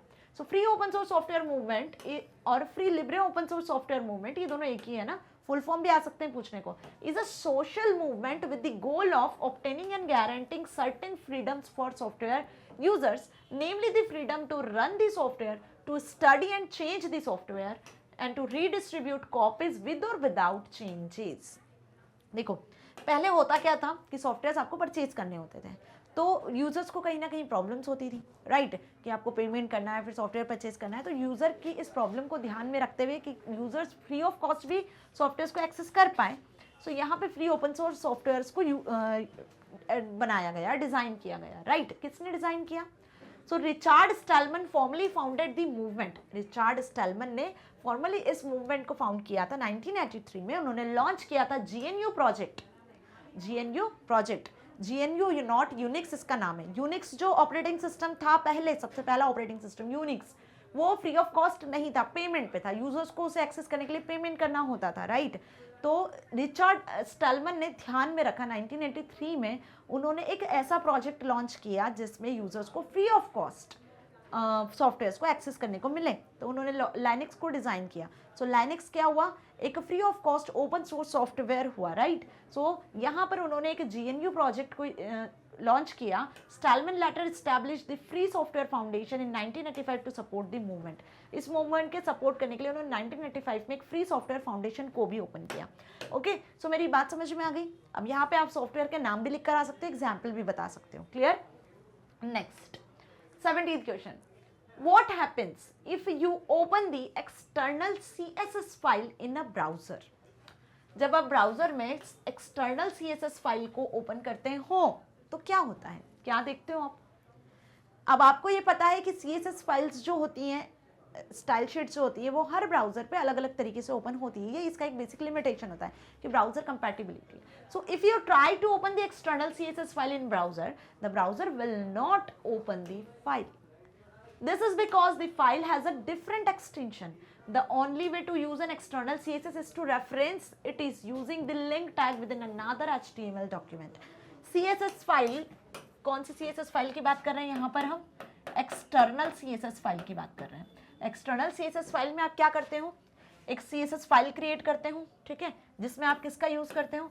CSS फाइल में हम यूज करते हैं सिलेक्टर्स का, बहुत सारे सिलेक्टर्स का यूज कर सकते हो आप। कर्ली ब्रेसेस में उनकी प्रॉपर्टीज को स्पेसिफाई करते हो और कॉलन लगा के उनकी वैल्यू को स्पेसिफाई करते हो। मल्टीपल प्रॉपर्टी लगाना है तो सेमी कॉलन के साथ में स्पेसिफाई करते जाते हो। ऐसी मल्टीपल सिलेक्टर्स को आप यहाँ स्पेसिफाई कर देते हो। अब इन सारे सिलेक्टर्स को, प्रॉपर्टीज को, वैल्यूज को आपको लिंक करना होता है किसके साथ? HTML वेब पेज के साथ। तो लिंक करने के लिए पहले आपको इसको सेव करना होगा। सो इसे हम सेव करते हैं, सपोज मैं इसे सेव कर देती हूँ ssstyle.css, ठीक है। तो यहाँ पे मैंने इसका नाम दे दिया और एक्सटेंशन दे दिया .css। तो .css से आप इस स्टाइल शीट को क्या करते हो? सेव करते हो। फिर इसको आप लिंक करते हो कहाँ पर? अपनी HTML वाली फाइल के साथ। सपोज ये आपकी HTML फाइल है जिसे आप .html एक्सटेंशन से सेव कर देते हो, राइट। तो HTML फाइल में यहाँ पे आप हेड सेक्शन जो होता है ना, हेड टैग, उस हेड टैग में आप एक लिंक टैग का यूज करते हो और लिंक टैग में रेफरेंस होता है, टाइप होता है, ये एट्रीब्यूट्स होते हैं जहाँ पे आप इसको पास कर देते हो, ठीक है, रेफरेंस में कि style.css। तो अब इस पर्टिकुलर वेब पेज में जो भी लिखोगे उसमें ये वाली जितनी भी फॉर्मेटिंग्स है वो अप्लाई हो जाएगी। तो क्वेश्चन आपसे ऐसा पूछा है कि एक्सटर्नल CSS फाइल को जब आप ब्राउजर पे, आप जब इस फाइल को, इस स्टाइल शीट को ओपन करते हो ब्राउजर पे, तो क्या ये ओपन होती है? नहीं ओपन होती है। क्यों? क्योंकि इससे आपको पहले लिंक करना होगा HTML फाइल के साथ, लिंक एट्रीब्यूट, लिंक टैग का यूज करके, तभी आप क्या कर पाओगे? तभी आप उस पर्टिकुलर CSS को HTML फाइल के साथ में एक्सेस कर पाओगे। ओके, ब्राउजर क्योंकि HTML फाइल को ही समझता है, उसी को रेंडर करता है, राइट। तो मेरी बात समझ में आ गई? क्वेश्चन के अकॉर्डिंग आपको क्या दिया हुआ है? ओके, अब लिंक टैग को कहाँ यूज करते हैं हम? लिंक टैग को यूज करते हैं हम HTML में हेड टैग के अंदर, जहां आप टाइटल स्पेसिफाई करते हो। सो अब यहाँ पे देखो एक चीज और कि जो CSS होता है वो 3 टाइप की होती है। यहाँ बात हो रही है किसकी? एक्सटर्नल स्टाइल शीट की, एक्सटर्नल स्टाइल शीट की, राइट। इसके अलावा भी 2 टाइप की और स्टाइल शीट होती है जिसमें इनलाइन और इंटरनल स्टाइल शीट होती है। इनलाइन का क्या मतलब होता है? इनलाइन स्टाइल शीट में हम स्टाइल एट्रीब्यूट का यूज कर लेते हैं। स्टाइल एट्रीब्यूट का कहां पर? HTML के किसी भी टैग में आप स्टाइल एट्रीब्यूट का यूज कर सकते हो और वहां पे स्टाइल को स्पेसिफाई कर सकते हो। इंटरनल स्टाइल शीट में आप स्टाइल टैग का यूज करते हो। किसका यूज करते हो? एक स्टाइल टैग का। कहां यूज करते हैं इस स्टाइल टैग का? किसी भी HTML डॉक्यूमेंट के हेड सेक्शन में, जहां टाइटल, लिंक को स्पेसिफाई करते हो, वहीं पे आप स्टाइल टैग को भी स्पेसिफाई कर सकते हो। तो जब किसी भी HTML डॉक्यूमेंट में इंटरनल हेड सेक्शन में आप स्टाइल टैग का यूज करते हो तो वो इंटरनल CSS कहलाता है। किसी टैग के साथ में स्टाइल एट्रीब्यूट का यूज कर लेते हो तो इनलाइन स्टाइल शीट होता है, हो जाता है ना कैस्केडिंग स्टाइल शीट। लेकिन आप एक स्टाइल शीट अलग से बना रहे हो, उसको CSS से सेव कर रहे हो और फिर उसको HTML डॉक्यूमेंट में लिंक टैग की मदद से लिंक कर रहे हो, तो यहाँ पर उस एक्सटर्नल स्टाइल शीट को आप मल्टीपल वेब पेजेस के साथ में लिंक कर सकते हो। सो वो होती है आपकी एक्सटर्नल CSS। सो कुल मिला के बात समझ में आ गई ना कि 3 टाइप की CSS फाइल्स आप क्रिएट कर सकते हो। किस CSS में क्या होता है वो हमने समझ लिया। क्वेश्चन कैसा भी पूछा जा सकता है यहाँ पर। Okay, now question number 18, identify the errors and right the correct HTML code. Errors को आइडेंटिफाई करो और सही करेक्ट HTML कोड बताओ क्या होगा। ठीक है, मतलब HTML कोड लिखा है, उसमें एरर पता करो क्या है और जो एरर है उसको सॉल्व करो। उस एरर जहाँ पे भी एरर आ रही है वहाँ पे सही चीज़ आपको बतानी है। पहला दिया हुआ है बॉडी टैग का यूज किया है जिसमें background is equals to red लिखा है। क्या लिखा है बॉडी टैग में? Background is equals to red. अब बॉडी टैग हमें अच्छे से क्लियर है। बॉडी टैग के 2 एट्रीब्यूट है जो बहुत कंफ्यूजन क्रिएट करते हैं। क्या क्रिएट करते हैं? कंफ्यूजन। तो बॉडी टैग मेन आपका वेब पेज की बॉडी डिजाइन करने के लिए, मतलब वेब पेज में जो कंटेंट आप रखते हो ना, वो कंटेंट आप किस टैग की मदद से क्रिएट करते हो? बॉडी टैग की मदद से। हेड टैग में तो आपका क्या आ जाता है? टाइटल आ जाता है, स्टाइल्स लिंक कर सकते हो आप। ठीक है, लेकिन बॉडी टैग की मदद से जो वेब पेज में एक्चुअल कंटेंट है वो आपका क्रिएट करते हो। सो जितने भी टैग्स होते हैं बेसिकली वो सब टैग कहाँ लिखे जाते हैं? फॉर्मेटिक टैग, स्ट्रक्चरल टैग, सब आपके बॉडी टैग में आते हैं। अब इसका जो एट्रीब्यूट है वो एट्रीब्यूट एक तो है BG कलर एट्रीब्यूट और दूसरा एट्रीब्यूट एक होता है जो होता है बैकग्राउंड एट्रीब्यूट। बहुत ध्यान से समझना, this concept is again important concept. ठीक है, ये दोनों एट्रीब्यूट बहुत इंपॉर्टेंट है। बॉडी टैग में BG कलर का मतलब होता है बैकग्राउंड कलर। यदि आप अपने वेब पेज का क्या सेट करना चाहते हो, यदि आप अपने वेब पेज का बैकग्राउंड ब्लू सेट करना चाहते हो, ये वेब पेज का बैकग्राउंड आप ब्लू सेट करना चाहते हो, तब आप जिस एट्रीब्यूट का यूज करते हो वो एट्रीब्यूट होता है आपका BG कलर। क्या होता है? BG कलर, जहां पे आप सिंगल या डबल इन्वर्टेड में कलर्स का नाम लिखते हो। वही यदि आप चाहते हो, क्या आप चाहते हो कि आपका जो वेब पेज है उस वेब पेज के बैकग्राउंड में कोई इमेज शो हो। क्या हो? बैकग्राउंड में कोई इमेज शो हो, तो उसके लिए आपको क्या करना है? उसके लिए आपको, सपोज आप कंप्यूटर टाइप की कोई इमेज चाहते हो और यहाँ पे फिर आपका कंटेंट लिखा हुआ हो कुछ भी, लाइक कंप्यूटर एंड ऑल, तो बैकग्राउंड में कोई इमेज शो हो, तो इमेज शो करवाने के लिए हम जिस एट्रीब्यूट का यूज करते हैं वो बैकग्राउंड एट्रीब्यूट होता है। तो बैकग्राउंड एट्रीब्यूट में आपको यहाँ पे इमेज का नाम लिखना होता है। सपोज कंप्यूटर नाम की इमेज है तो CUMP.jpg इमेज है, तो यहाँ आप जो स्पेसिफाई करते हो बैकग्राउंड में वो इमेज का पाथ होता है कि इमेज आपके सिस्टम में कहाँ किस नाम से स्टोर है, जिसे आप बॉडी टैग की मदद से वेब पेज के बैकग्राउंड में सेट करने वाले हो। तो ये देखो इमेज बैकग्राउंड में सेट हो गई, यहाँ पे BG कलर ने पूरे बैकग्राउंड को ब्लू कलर से फिल कर दिया। तो BG colour background colour set करता है वेब पेज का, और बैकग्राउंड वाला जो एट्रीब्यूट है वो वेब पेज का बैकग्राउंड में कोई इमेज सेट करता है। So according to this concept, यदि आपको क्लियर हो गया तो यहाँ पे करेक्ट कोड क्या होगा ध्यान से बता दो। यहाँ लिखा हुआ है background is equals to red, तो या तो यहाँ पे बैकग्राउंड गलत है, ऑब्वियस है ही, क्योंकि बैकग्राउंड का मतलब इमेज सेट करना है। तो हम यहाँ पे क्या लिखेंगे? BG कलर जब लिखेंगे तब ये करेक्ट हो जाएगा। तो इस कोड को लिखने से क्या हो जाएगा? बैकग्राउंड में रेड कलर सेट हो जाएगा। फाइन, समझ में आ गई मेरी बात। सेकंड देखो, font type equals to Arial. Okay, font tag की खासियत क्या होती है कि आप फॉन्ट्स की सेटिंग कर सकते हो। अब फॉन्ट टैग के जो इंपॉर्टेंट एट्रीब्यूट है ना वो सुन लो क्या होते हैं। फॉन्ट का आप साइज सेट कर सकते हो साइज एट्रीब्यूट की मदद से। सपोज साइज आपको 14px रखना है, पिक्सल्स या PT में रखना है। फॉन्ट का आप कलर सेट कर सकते हो, सपोज आपको कलर रेड रखना है, ब्लू रखना है, ग्रीन रखना है। फॉन्ट का आप सेट कर सकते हो क्या यहाँ पर? टाइप, मतलब टाइप कि आप चाहते हो कि एरियल में फॉन्ट शो हो, तो जब फॉन्ट का स्टाइल, फॉन्ट का टाइप सेट करना होता है तो यहाँ टाइप एट्रीब्यूट यूज नहीं होता है, यहाँ यूज होता है फॉन्ट फेस। कौन सा एट्रीब्यूट यूज होता है? Font face attribute. तो ध्यान रखना, फॉन्ट का स्टाइल यदि आपको सेट करना है तो उसके लिए हम जिस टैग का यूज करते हैं वो फेस एट्रीब्यूट होता है। कौन सा एट्रीब्यूट? फेस, ना कि टाइप। तो टाइप की जगह पे क्या होना चाहिए था? फेस। जब फेस आप लिखोगे फॉन्ट फेस, तो मतलब अब जो भी कोड आप लिखोगे वो एरियल टाइप में आपको दिखेगा। ओके, सो ये 2 एट्रीब्यूट है जहां बच्चे बहुत कंफ्यूज होते हैं और गलती से गलत आंसर लिख कर आ जाते हैं। सो हमें कंफ्यूज नहीं होना है। Fine, now 18th question again in और 14, 16 और 18, ये तीनों क्वेश्चन 2 मार्क में आपको चॉइस में मिलेंगे। तो सेक्शन बी में आपको 3 क्वेश्चन में चॉइस मिलेगी, इंटरनल चॉइस मान के चलो। फाइन, क्या दिया हुआ है, differentiate between BG colour and background attribute. अभी हमने समझा डिफरेंस भी इस तरीके से भी पूछा जा सकता है, वैसे भी क्वेश्चन पूछा जा सकता है। तो BG colour attribute is used to giving the background colour of the web page and background attribute specify the background image for the web page. Clear, समझ में आ गया ना डिफरेंस क्या लिख कर आओगे। साथ में यहाँ पे 2 मार्क का क्वेश्चन है, तो आप ऐसा भी कर सकते हो कि यहाँ पे कंटेंट भी लिख कर आ सकते हो, मतलब HTML कोड भी आप लिख सकते हो, जो अभी हमने देखा कि बॉडी टैग में आप यूज कर रहे हो suppose BG colour, so BG colour is equals to red, fine. तो इस तरीके से आप स्पेसिफाई करके भी आ सकते हो, ये एग्जाम्पल हो जाएगा आपका, फाइन।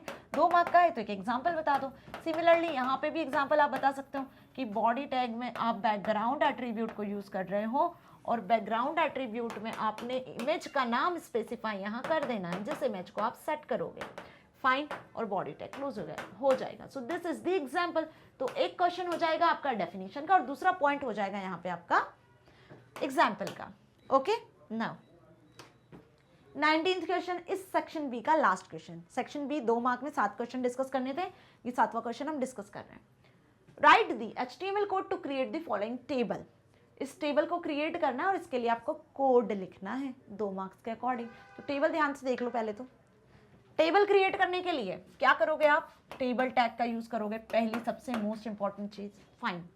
टेबल क्रिएट करना है तो टेबल में आपको ये ब्लैक कलर की बॉर्डर दिख रही है, तो उसके लिए आपको यूज करना पड़ेगा यहाँ पे बॉर्डर एट्रीब्यूट को, मतलब आपको बॉर्डर थिक रखनी है, थिन रखनी है, कैसी रखनी है, आप बॉर्डर की वैल्यू सेट कर दो। इसके बिना टेबल ड्रॉ नहीं होगी और टेबल टैग को आपको कर देना होगा क्लोज। तो ये फॉर्मेट होता है टेबल टैग को यूज करने का। अब टेबल, इससे तो क्या होगा, इस तरीके का एक टेबल क्रिएट हो जाएगा।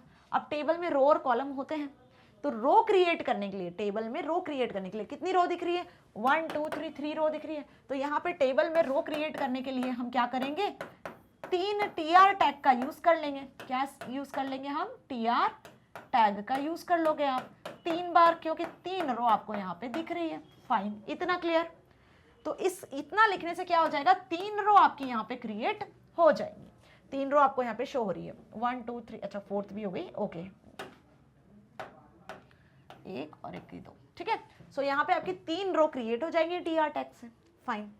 अब एक चीज यहाँ पे आपको नोटिस करनी होगी, क्या कि हर एक रो में अब आपको सेल्स क्रिएट करनी है, कॉलम्स क्रिएट करना है, ये वैल्यूज असाइन करनी है। तो उसके लिए हम यूज करते हैं यहाँ पे TD टैग का।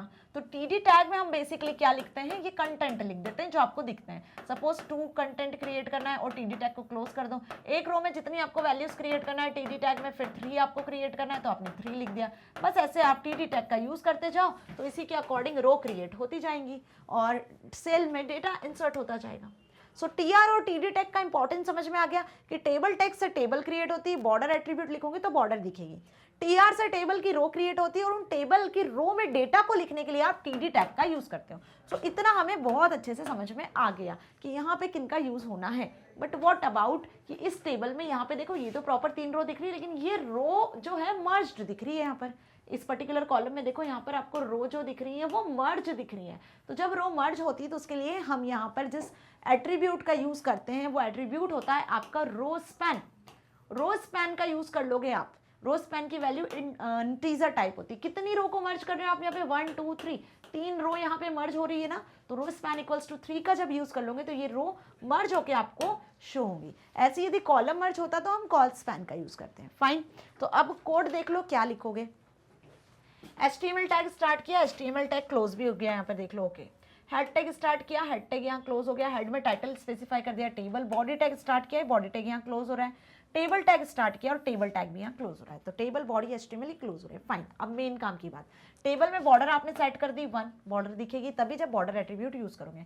TR फर्स्ट रो, अब यहाँ पे फर्स्ट रो में आपने अलाइन एट्रीब्यूट का यूज किया कि जो भी डेटा होगा वो आपका सेंटर अलाइन हो जाएगा। अब TH का यहाँ यूज कर रहे हैं, मतलब TH मतलब हेडिंग, टेबल की हेडिंग के लिए यूज होता है, जैसे टेबल का डेटा होता है। क्या बताया मैंने, 1 आपको रो स्पैन की मदद से मर्ज शो हो रहा था। कितनी रो मर्ज हुई है, 3, और उसके बाद हमने यहाँ पे 1 स्पेसिफाई किया, देन टेबल हेडिंग को क्लोज कर दिया। अगेन आ जाओ टेबल हेडिंग पे, आ जाओ 2 और 3, तो ये टेबल की हेडिंग हो गई 1 2 3। फिर TR टैग यहाँ क्लोज हो गया, तो ये आपकी पहली रो क्रिएट हो गई, ठीक। फिर इसके बाद ये दूसरी रो यहाँ पे क्रिएट हो रही है, क्लियर। और फिर यहाँ पे आपकी ये तीसरी रो यहाँ से शुरू होकर क्रिएट हो रही है। तो दूसरी रो अगेन जिसमें 2 ही वैल्यू और ये थर्ड रो का डेटा लिखा हुआ है। तो TD टैग की मदद से आपने फर्दर यहाँ पे पूरा डेटा मेंशन कर दिया, ओके। अब देखो यहाँ पे स्पेस का थोड़ा सा प्रॉब्लम था, मैं चाहती थी पूरा आपको एक ही कोड एक ही स्लाइड में दिखे, अदरवाइज आप इसको लिखने का तरीका क्या होना चाहिए वो देखो। टेबल टैग आपने लिखा, फाइन, बॉर्डर लिखा, एग्जाम में कैसे लिख कर आओगे वो ध्यान देना, ठीक है। 1 ने बॉर्डर सेट करी, थोड़ा सा स्पेस देना, फिर टीआर टैग को शुरू कर देना। टीआर टैग को, या यहाँ स्पेस नहीं भी देते हो ना तो भी चल जाएगा, इसको सीक्वेंस में भी लिख सकते हो। टीआर टैग को जब शुरू करते हो तो टीआर टैग के बाद में आप पहले टेबल हेडिंग स्पेसिफाई कर रहे हो। टेबल हेडिंग में आपने रो स्पैन या जो भी यूज किया, fine, okay, is equals to 3 specify कर दिया। इसका डेटा आपने यहाँ पे लिख दिया, क्या डेटा है इसका, 1 डेटा है, फाइन, तो यही लिख देना इसका डेटा, यहाँ स्पेस नहीं, आगे भी लिख सकते हो, और टीएच टैग को क्लोज कर दिया। फिर फर्दर आपने नेक्स्ट हेडिंग स्पेसिफाई करी, नेक्स्ट हेडिंग में आपने 2 लिखा, ठीक है, और फिर यहाँ पे टीएच टैग को क्लोज कर दिया।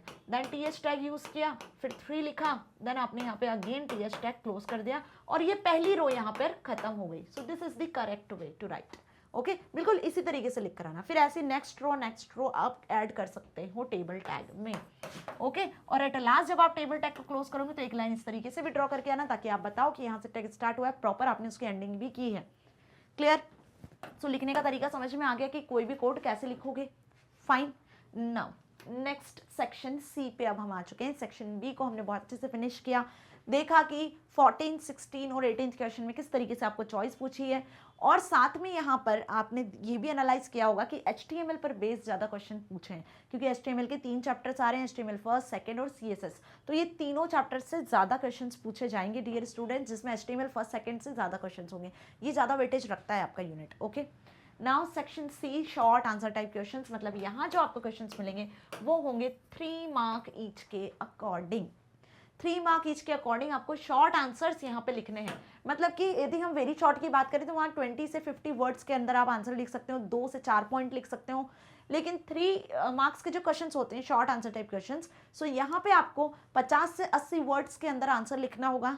6 मैक्सिमम 6 पॉइंट आप स्पेसिफाई करो, यदि किसी आंसर में आप पॉइंट्स लिख रहे हो तो मिनिमम 3 पॉइंट्स आप लिख कर आओ, ठीक है। सो कुल मिला के ये बात समझ में आ गई। अब कैसे क्वेश्चंस 2-3 मार्क्स में पूछे जा रहे हैं, जनरली आपसे features, advantage, disadvantage, examples, definition, ऐसे ही कुछ क्वेश्चंस आपसे 3 मार्क 2 मार्क में पूछे जाएंगे, या कुछ कोड दिया रहेगा तो आउटपुट बताना है, आउटपुट दिया रहेगा तो उससे रिलेटेड कोड या फिर एरर। सो ये पैटर्न होगा ओवरऑल आपके 2-3 मार्क के क्वेश्चंस का, ओके। चलो अब डिस्कस कर लेते हैं सेक्शन सी को। So 20th question, what are the 5 consequences of plagiarism? How do someone apologize for plagiarism? So plagiarism क्या होता है, क्या इसके बेसिकली 5 कारण हैं, और कैसे कोई apologize करता है इसके लिए, ठीक है। So basically सबसे पहले हम plagiarism का मतलब समझ लें ताकि कारण आपको समझ में आ सके। मतलब ये होता है कि साइबर एथिक्स वाले चैप्टर में हमने इंटेलेक्चुअल प्रॉपर्टी राइट पढ़ा था, जिसमें हमने देखा था कि कोई भी यूजर अपनी कोई प्रॉपर्टी को क्रिएट कर सकता है, वो उसकी डिजिटल प्रॉपर्टी हो सकती है, जिसमें इंक्लूड होता है उसका कोई आइडिया, कोई थॉट, उसका कोई म्यूजिक जो उसके थ्रू कंपोज किया गया हो, राइटर कोई आर्टिकल लिखता है, ठीक है, कोई बुक होती है, कोई लिटरेरी वर्क होता है, कोई आर्टिस्टिक वर्क होता है। सो एवरीथिंग जो आप खुद का क्रिएट कर रहे हो उस पर आपके राइट्स होते हैं।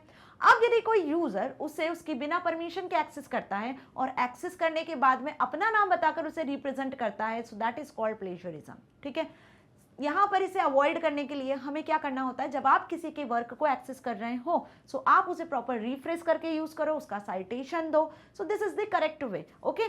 सो क्या कारण हो गए प्लेजरिज्म के? Destroyed student reputation, plagiarism allegations can cause a student to be suspended और एक्सपेल्ड, इतना हो सकता है। Destroyed professional reputation, destroyed academic reputation, plagiarized research, related articles. So ये सारे कंसिक्वेंसेस आपके सामने हैं जो प्लेजरिज्म में इंक्लूड होते हैं।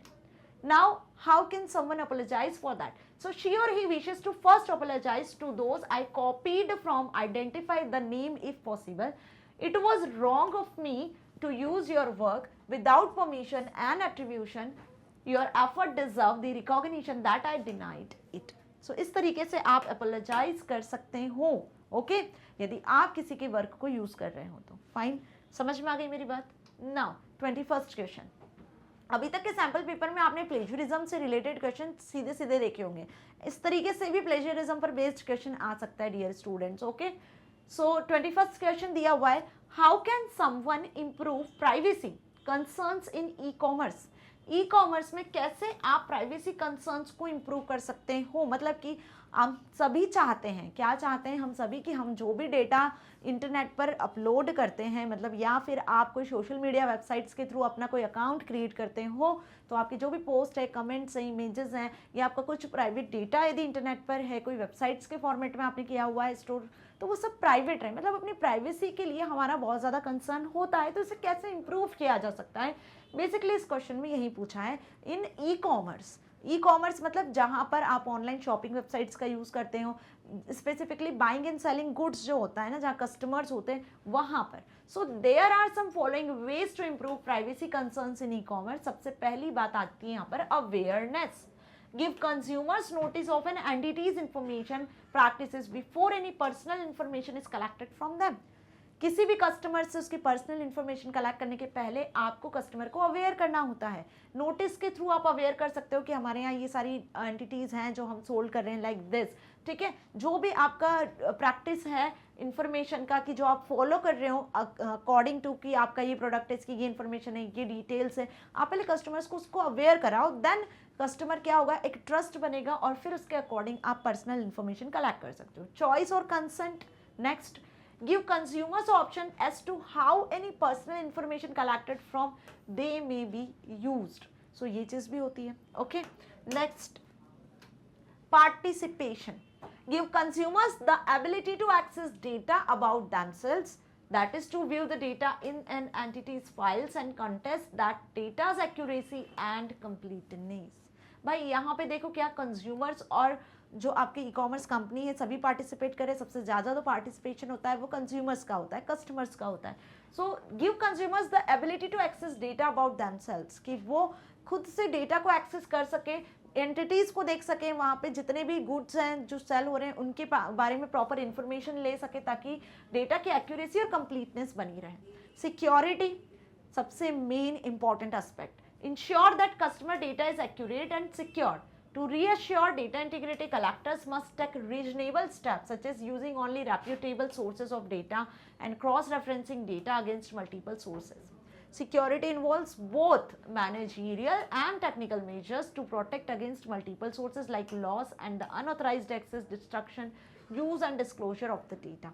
सो सिक्योरिटी बहुत मेजर एस्पेक्ट है, देखो है ना, डेटा को कलेक्ट करने से लेकर डेटा की मेंटेनेंस तक, डेटा के शेयरिंग तक बहुत इंपॉर्टेंट चीज़ होता है। यहाँ पे कस्टमर का डेटा सही तरीके से मैनेज किया जा रहा है कि नहीं, सही डेटाबेस सॉफ्टवेयर को आप यूज़ कर रहे हो कि नहीं, कौन सी वेबसाइट से डेटा आ रहा है, वो मेलिशियस सॉफ्टवेयर तो नहीं है, कोई फ्रॉडलेंट वेबसाइट तो नहीं है जिससे आपकी इन्फॉर्मेशन लॉस हो सकती है, आपका बिजनेस लॉस में जा सकता है, राइट। तो ये सारी चीज़ें जो है ये बहुत ज़्यादा इंपॉर्टेंट होती है ई कॉमर्स वेबसाइट में। सो दोनों एस्पेक्ट से, यदि हम कंपनी के एस्पेक्ट से देखें या फिर हम कस्टमर्स कंज्यूमर्स के एस्पेक्ट से देखें, ये सारे जो पॉइंट है ये बहुत इंपॉर्टेंट है। Okay, now 22nd question.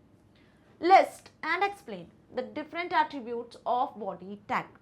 Body tag के आपको डिफरेंट एट्रीब्यूट्स के बारे में बताना है। अभी 2 मार्क्स के क्वेश्चन में हमने बॉडी टैग को समझा, 2 इंपॉर्टेंट एट्रीब्यूट को देखा, बीजी कलर एंड बैकग्राउंड।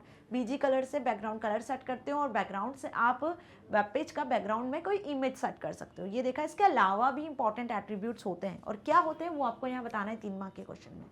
सो इस तरीके से आप समझ लो कि किसी भी टैग के एट्रीब्यूट भी आपसे पूछे जा सकते हैं। सो जो इंपॉर्टेंट टैग मैंने अभी आपको बताए हैं, ठीक है, प्रीवियस टू प्रीवियस क्वेश्चन में। सो ए लिंक एट्रीब्यूट, ए लिंक एट्रीब्यूट का क्या मतलब होता है? ए लिंक का फुल फॉर्म होता है एक्टिव लिंक, ये आपसे एमसीक्यू में भी पूछा जाता है। Specify the colour of an active link in a document. अब वेब पेज में आप लिंक क्रिएट करते हो तो लिंक एक्टिव है, विजिटेड है, लिंक का कलर कैसा होना चाहिए, तो लिंक के कलर को सेट करने के लिए आप ए लिंक का, वी लिंक का, आगे देखेंगे अभी एट्रीब्यूट, इनका यूज करते हो। सो जब एक्टिव लिंक आप चाहते हो उसका कलर क्या हो, तो उसे आप यहाँ पे ए लिंक एट्रीब्यूट की मदद से स्पेसिफाई कर सकते हो। कैसे? बॉडी टैग में आपको ए लिंक एट्रीब्यूट लिखना है और साथ ही इसके आगे आपको उसका कलर सेट कर देना है कि जब आपने लिंक क्रिएट की तो एट दैट टाइम वो लिंक एक्टिव है, आप उसे एक्सेस कर सकते हो, ठीक है। जब कर्सर वहां लेकर जाओगे तो लिंक एक्टिव हो जाने वाली है, तो ग्रीन कलर की शो होगी। या आपने जब क्रिएट की लिंक तो लिंक का कलर ब्लू होगा, जैसे कर्सर लेकर गए, क्लिक करने लगे तो उस टाइम पे जब लिंक एक्टिव हुई तो ग्रीन कलर हो जाएगा। ओके, बैकग्राउंड से जैसे मैंने बताया कि you can set the background image for a document, body background और इमेज का पाथ आप यहाँ लिख देते हो, right. BG colour, it specify the background colour of a document. Body tag BG colour equals to green, तो यहाँ पे हम कलर स्पेसिफाई करते हैं, राइट। इसी तरीके से नेक्स्ट देखो, लिंक एट्रीब्यूट। जब लिंक क्रिएट करते हो तो लिंक का कलर कैसा होना चाहिए, यूजर्स को लिंक किस कलर की दिखेगी, तो specify the colour of the unvisited link in a document. तो बॉडी लिंक आपको ब्लू कलर की दिखेगी। मतलब कि सपोज ये आपका एक वेब पेज है, राइट। अब यहाँ पे आपने कुछ लिंक क्रिएट करी, फाइन। सो लिंक आपने जब क्रिएट की तो वो लिंक आपने जब क्रिएट की तब वो लिंक किस कलर की दिख रही है, जब वो अनविजिटेड होगी। सपोज आपने यहाँ पर हार्डवेयर के लिए एक लिंक क्रिएट की कि यूजर जब इस पर अब क्लिक करेगा, जैसे यूजर यहाँ कर्सर लेकर आएगा तो ये लिंक का कलर कैसा हो जाएगा, ग्रीन हो जाएगा। क्यों हो जाएगा ग्रीन, क्योंकि हमने एक्टिव लिंक का कलर कैसा सेट किया है, ग्रीन, और अनविजिटेड लिंक ब्लू। ओके तो अब ये ग्रीन हो गई। इसके बाद में जब यूजर ने इसको विजिट कर लिया तो विजिटिंग के बाद कैसा कलर होना चाहिए, ताकि आप अनविजिटेड विजिटेड में डिफरेंस पता कर सको। सपोज यहाँ पे बहुत सारे लिंक क्रिएटेड है, राइट, हार्डवेयर, सॉफ्टवेयर, ठीक है, मेलवेयर सॉफ्टवेयर की यहाँ पे इंफॉर्मेशन दी हुई है, ऐसे बहुत सारे लिंक क्रिएटेड है। अभी आपने ये लिंक एक्सेस किया, अब सपोज आपने इस लिंक को विजिट कर लिया, so specify the colour of visited link in a document, body vlink और कलर का कोड भी आप लिख सकते हो, ठीक है। So black colour, red colour, suppose हम चाहते हैं कि विजिटेड लिंक रेड कलर से हो जाए, सो आपने इस लिंक को विजिट कर लिया तो अब ये लिंक आपकी हो जाएगी रेड कलर की। सो अब यहाँ पे आप डिफरेंशिएट कर पा रहे हो कि भाई ये लिंक को आपने विजिट कर लिया, ये दो लिंक अभी भी अनविजिटेड है। ओके सो ये लिंक का कलर सेट क्यों करते हैं, ताकि आप डिफरेंस पता कर सको कि कौन सी लिंक आपने विजिट कर ली और कौन सी आपने विजिट नहीं की है। Okay so link attribute clear, V link attribute clear, A link भी क्लियर, बॉडी बीजी कलर और बैकग्राउंड भी क्लियर। नेक्स्ट देखो टेक्स्ट। टेक्स्ट एट्रीब्यूट का क्या काम होता है, specify the colour of the text in a document. अब डॉक्यूमेंट में आप बॉडी टैग में जो भी टेक्स्ट लिखोगे उसका कलर कैसा होगा, ब्लैक, ब्लू, डिफॉल्ट ब्लैक होता है ना, ब्लू, ग्रीन, रेड, येलो, जैसा आपको सेट करना है पूरे डॉक्यूमेंट का कलर, तो आप यहाँ पे टेक्स्ट एट्रीब्यूट में कलर स्पेसिफाई कर सकते हो, कलर का कोड भी लिख सकते हो। Okay left margin and top margin you can also set this. अब वेब पेज में मार्जिन भी जैसे नॉर्मल आपके पेपर होता है, पेज होता है ना, बुक का, उसमें मार्जिन सेट होती है ना, टॉप लेफ्ट राइट, वैसे आप यहाँ पर वेब पेज की मार्जिन भी सेट कर सकते हो। So left margin sets the left hand side of margin, ये लेफ्ट साइड मार्जिन हो गई। Left margin attribute is equals to 60 टीजर्स में आप सेट करते हो। इसी तरीके से टॉप मार्जिन, ये होती है टॉप मार्जिन, टॉप और लेफ्ट दोनों मार्जिन आप सेट कर सकते हो, जस्ट बिल्कुल ऐसे ही। Body top margin equals to 75, so it sets the margin along the top of your body element. Fine, clear हो गए बॉडी टैग के सारे एट्रीब्यूट। ऐसे आपसे टेबल टैग और आपने जो important OL tag, UL tag, font tag, किसी के भी एट्रीब्यूट आपसे यहाँ पूछे जा सकते हैं। बॉडी टैग के एट्रीब्यूट मोस्ट इंपॉर्टेंट है। फाइन, 22nd क्वेश्चन आपको सी सेक्शन का मिलेगा और में, मतलब चॉइस में आपको 22 क्वेश्चन मिलेगा 3 मार्क्स का। अभी तक हमने चॉइस में कितने क्वेश्चंस देखे, सेक्शन बी का 14, 18 और लास्ट एक और देखा 16, 14, 16 और 18, 3 क्वेश्चन 2 मार्क में मिले और में। अब ये 22 क्वेश्चन आपको मिल रहा है सी सेक्शन में और में। So Rita want to create a web page for her mother's birthday using HTML code. HTML code की मदद से रीडा अपनी मदर्स के बर्थडे के लिए एक वेब पेज डिजाइन करना चाहती है। This web page should contain the following text that appears one after the other. अब वेब पेज में जो कंटेंट होगा टेक्स्ट वो एक के बाद एक शो होगा कुछ इस तरीके से। जो पॉइंट्स आपको यहाँ दिख रहे हैं अब ये देख लो, इसी के अकॉर्डिंग वेब पेज का कंटेंट होना चाहिए। HTML कोड जो बनाएगी रीडा वो इसको ध्यान में रखकर बनाएगी। क्या, A small heading with words happy birthday. Happy birthday word उसको रखना है वेब पेज में जिसके लिए हेडिंग स्मॉल होगी। तो स्मॉल हेडिंग मतलब यहाँ पे हेडिंग टैग्स को आप यूज कर लेना। H1 लार्ज हेडिंग होती है, उससे स्मॉल आ जाती है H2 हेडिंग, फिर उससे स्मॉल H3, ऐसे हम H6 हेडिंग तक यूज कर सकते हैं। सो स्मॉल हेडिंग आप H2, H3 किसी का भी यूज कर सकते हो। तो हैप्पी बर्थडे उसे स्मॉल हेडिंग में शो करवाना है। ओके और ये क्या होते हैं आपके कंटेनर टैग होते हैं, ये भी ध्यान रखना कि जो हेडिंग लिखोगे वो यही लिखोगे। पहली चीज क्लियर। दूसरी चीज, a horizontal rule across the page, मतलब एक उससे लाइन भी ड्रॉ करनी है, एक हॉरिजॉन्टल रूलर भी क्रिएट करना है। तो जिसके लिए जो टैग यूज होता है वो होता है HR tag. Across the page मतलब पूरे पेज में, तो HR टैग का यूज कर सकते हो। यहाँ पे आप इसके विड्थ एट्रीब्यूट का यूज कर सकते हो कि रूलर आपको जो है वो कितने विड्थ में शो हो, मतलब जो लाइन ड्रॉ होगी वो थिक होगी, थिन होगी, कैसी विड्थ उसकी होगी वो सेट कर सकते हो। Fine. Third, a large heading with one word Kathy. अब कैथी वर्ड उसको लिखना है और उसके लिए लार्ज हेडिंग का यूज कर लेना है, तो लार्ज हेडिंग H1 टैग का यूज कर लेना। Okay next, a medium sized heading with the words my 10/2019। इस डेट को स्पेसिफाई करने के लिए उसने मीडियम साइज की हेडिंग का यूज किया, तो मीडियम साइज हेडिंग मतलब H3 H4 का यूज कर सकते हो। अनादर हॉरिजॉन्टल रूल, इसके बाद फिर उसको एक और हॉरिजॉन्टल रूल क्रिएट करना है, तो HR टैग का आप अगेन यूज कर लो। सो कौन से टैग्स इन स्पेसिफिकेशन के अकॉर्डिंग हमें समझ में आए वो हमने एनालाइज कर लिए। अब कोड देख लेते हैं। HTML टैग को स्टार्ट किया, HTML टैग को क्लोज कर दिया, हेड टैग को स्टार्ट किया, टाइटल सेट कर दिया मदर्स बर्थडे, हेड टैग यहाँ पे हो गया आपका क्लोज, ये टाइटल टैग क्लोज हो गया। बॉडी टैग स्टार्ट किया, बॉडी टैग को क्लोज कर दिया। अब जो स्पेसिफिकेशन हमने देखी कि स्मॉल हेडिंग, तो स्मॉल सबसे स्मॉलेस्ट H6 होती है, तो H6 में हैप्पी बर्थडे लिख दिया, ठीक है। स्मॉलेस्ट ध्यान रखना भाई, H1 सबसे लार्जेस्ट हेडिंग होती है और H6 सबसे स्मॉलेस्ट होती है। H2 इसके बाद आती है, फिर H3, then H4, then H5। Clear? तो ये हो गई आपकी लार्जेस्ट हेडिंग और ये हो गई सबसे स्मॉलेस्ट हेडिंग। और मिडिल की बात किया जाए मीडियम का, तो H3 आपकी मीडियम हो जाती है, ठीक है। इस पर बेस्ड क्वेश्चन जरूर पूछते हैं आपसे स्मॉलेस्ट और लार्जेस्ट पे MCQs में, तो ध्यान रखना अच्छे से, है ना। So according to our question H6 में स्मॉलेस्ट हेडिंग में हैप्पी बर्थडे लिख दिया, हॉरिजॉन्टल रूलर खींचना था तो HR टैग का यूज कर लिया, फिर हाईएस्ट लार्जेस्ट में H1 टैग में कैथी लिख दिया, फिर मीडियम साइज में H3 में मई 10, 2019 लिख दिया और HR टैग का यूज कर लिया। So according to this code क्या आउटपुट आपने सोचा, क्या एनालाइज किया, कैसा आउटपुट आएगा? आउटपुट भी बनाकर आ सकते हो, ज़्यादा बेस्ट होगा, आंसर में यूजर को समझने में ईजी होगा, टैग्स आपके इजीली डिफाइन हो पाएंगे। सो इसके अकॉर्डिंग क्या होगा, देखो कैसा आउटपुट आपको शो होगा। यहाँ पर हैप्पी बर्थडे सबसे स्मॉलेस्ट हेडिंग में, तो सबसे स्मॉलेस्ट हेडिंग में आपको हैप्पी बर्थडे शो होगा। सपोज ये सबसे स्मॉलेस्ट हेडिंग में लिखा मैंने हैप्पी बर्थडे, इसके बाद आपकी हॉरिजॉन्टल रूलर लाइन शो होगी, फिर H1 टैग में कैथी लिखा होगा, H1 मतलब सबसे लार्जेस्ट हेडिंग टैग में, ये लार्जेस्ट हेडिंग हो गई, फाइन। इसके बाद देखो फिर H3 टैग मतलब कि मीडियम साइज, तो मीडियम साइज में आप ये बोल सकते हो, ठीक है, थोड़ा सा मीडियम साइज में आपको वैल्यू शो होगी, क्लियर। इससे बड़ी और स्मॉलेस्ट होगा, देन हॉरिजॉन्टल रूलर आपको ड्रॉ होते हुए शो होगा अक्रॉस द पेज। सो कुछ इस तरीके से आपको वेब पेज में डेटा शो होगा। ओके, समझ में आ गई मेरी बात? आपको H1, H3, H6 कुल मिला के यहाँ हेडिंग टैग का और हॉरिजॉन्टल रूलर का ही कमाल है। ओके, यही दो टैग्स पूछे हैं। Okay, now 23 question, explain few net etiquettes used in online communication। Online communication में कौन से नेट एटिकेट्स का यूज किया जाता है? जब आप घर में रहते हो तो पेरेंट्स के अकॉर्डिंग रहते हो, ठीक है, जो पेरेंट्स ने आपको सिखाया है, समझाया है, जो मैनर्स हैं, जो एटिकेट्स है, वही फॉलो करते हो। स्कूल जाते हो तो स्कूल के डिसिप्लिन को फॉलो करते हो, स्कूल के रूल्स रेगुलेशंस को फॉलो करते हो, वहाँ जो मैनर्स एटिकेट्स होते हैं उन्हें फॉलो करते हो। बिल्कुल वैसे ही जब आप सोशल मीडिया अकाउंट्स को एक्सेस करते हो, ऑनलाइन रहते हो, तो ऑनलाइन आपको कैसे बिहेव करना है, क्या एटिकेट्स को फॉलो करना है, उन्हीं को हम बोलते हैं नेट एटिकेट्स। कि नेटवर्क में रहकर इंटरनेट पर जो एटिकेट्स को, मैनर्स को आप यूज कर रहे हो, जिस तरीके से आप लोगों के साथ बात कर रहे हो, चैटिंग कर रहे हो, that is called net etiquettes. तो कुछ नेट एटिकेट्स के बारे में आपको यहाँ एक्सप्लेन करना है। तो इसके पहले नेट एटिकेट्स की डेफिनेशन मैंने आपको बता दी। It refers to internet net etiquette और the use of good manners in online communications such as email, forums, blogs and social networking sites. Okay, such net etiquettes are important to be used online communication is non-verbal. क्या हो गए?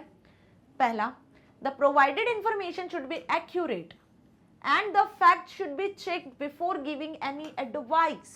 जब आप किसी को social media websites के through, email के through, है ना, ब्लॉग के थ्रू कुछ एडवाइस देते हो, तो ये देखो कि जो फैक्ट आप बता रहे हो, जो एडवाइस आप दे रहे हो, वो करेक्ट है या नहीं है, एक्यूरेट होनी चाहिए आपकी सारी चीज़ें। दूसरा, online study resources should be used to support learning in ethical manner.